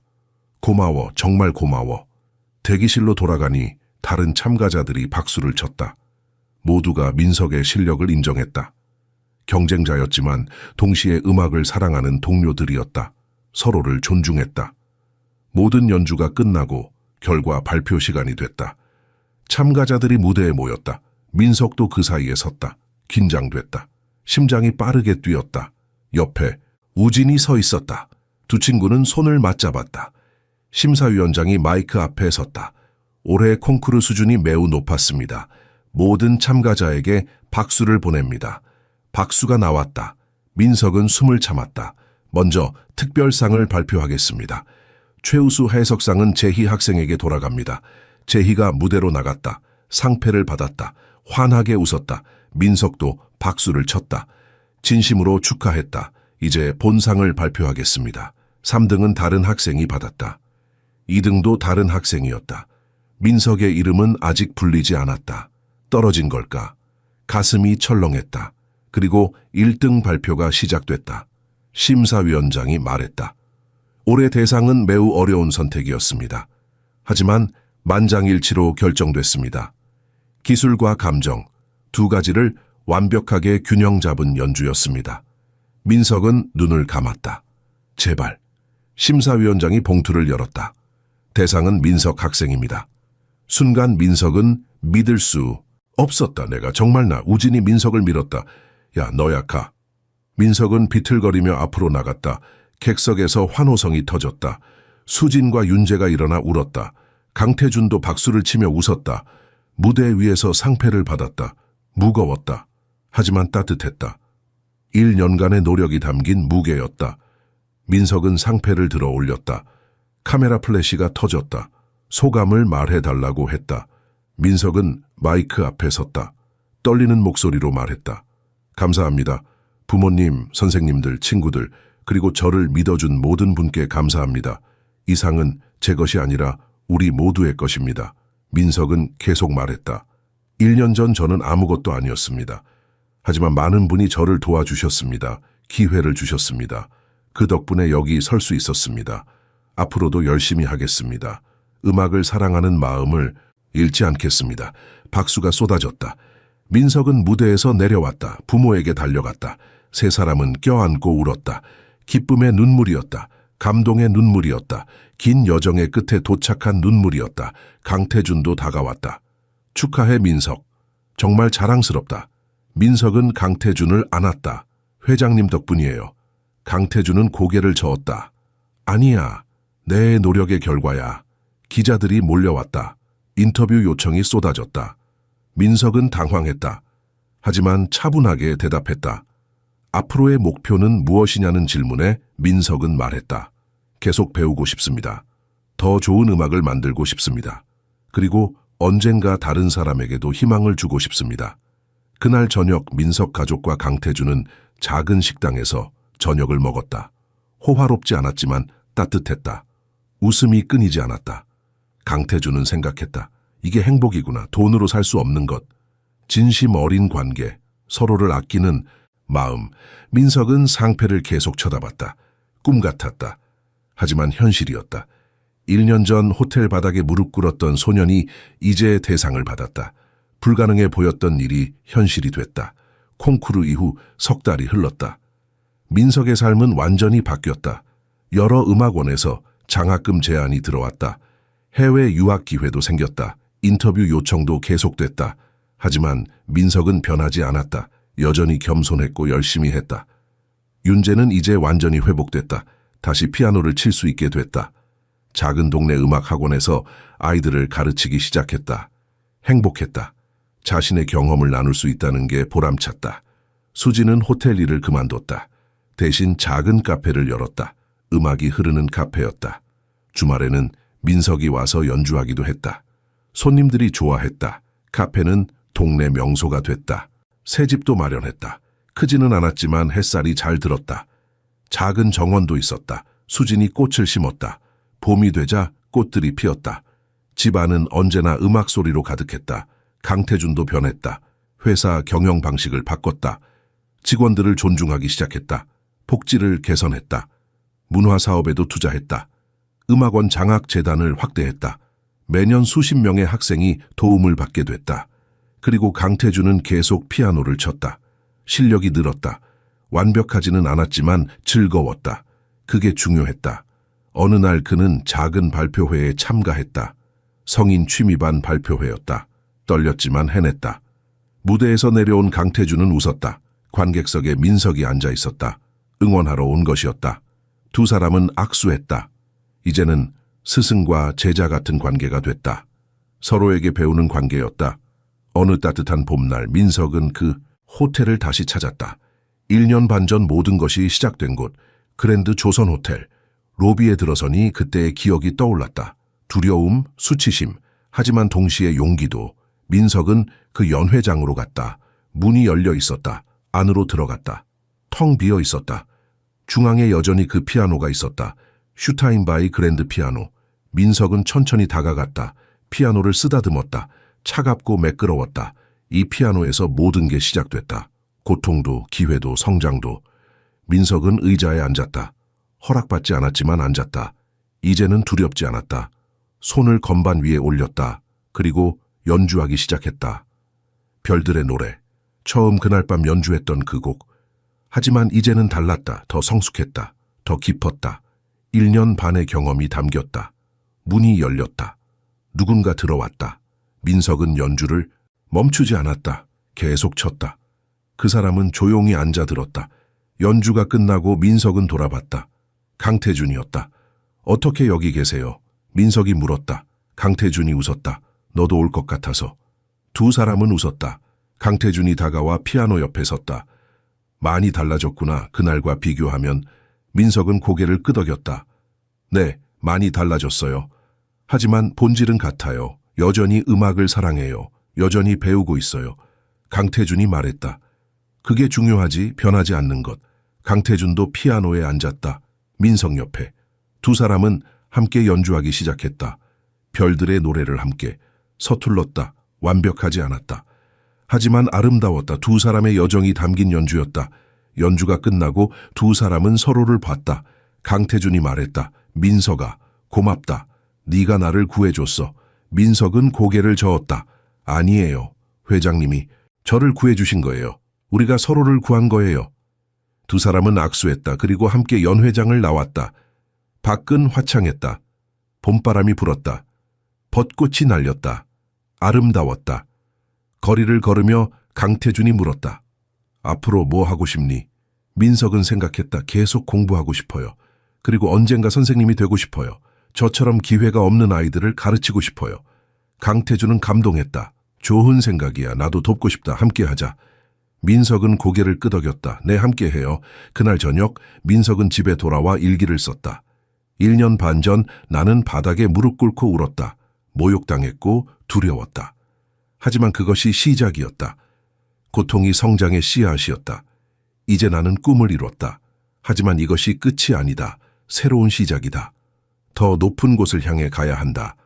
더 많은 사람에게 희망을 줘야 한다. 그것이 내가 받은 사랑에 보답하는 길이다. 민석은 창밖을 봤다. 밤하늘에 별이 빛나고 있었다. 별들의 노래, 아버지가 말했던 그 별들. 민석은 미소 지었다. 나도 이제 별이 됐을까? 누군가에게 빛이 되고 있을까? 멀리서 피아노 소리가 들렸다. 아버지가 치는 소리였다. 민석은 거실로 나갔다. 아버지와 함께 앉았다. 두 사람은 함께 연주했다. 아버지와 아들, 스승과 제자, 꿈을 이룬 두 사람. 수진이 부엌에서 나와 두 사람을 봤다. 웃었다. 행복했다. 이 순간이 영원하길 바랐다. 이 평화가 계속되길 바랐다. 강태준은 자신의 집에서 피아노를 치고 있었다. 어머니 사진 앞에서. 엄마, 저 이제 행복해요. 정말 행복해요. 늦었지만 찾았어요. 잃어버렸던 것을. 엄마가 바라셨던 그 사람이 됐어요. 피아노. 소리가 밤 서울을 감쌌다. 여러 집에서 여러 사람이 피아노를 쳤다. 모두 자신의 이야기를 담아서, 꿈을 담아서, 희망을 담아서. 음악은 계속됐다. 멈추지 않았다. 세대를 이어 흘렀다. 스승에서 제자로, 부모에서 자식으로, 어제에서 오늘로, 오늘에서 내일로. 그리고 그 음악 속에는 언제나 같은 메시지가 있었다. 포기하지 마라. 꿈을 잃지 마라. 진심을 잊지 마라. 별처럼 빛나라. 어둠 속에서도 빛을 잃지 마라. 민석의 이야기는 계속될 것이었다. 새로운 장이 시작될 것이었다. 하지만 그것은 또 다른 이야기였다. 지금 이 순간 민석은 행복했다. 그것으로 충분했다.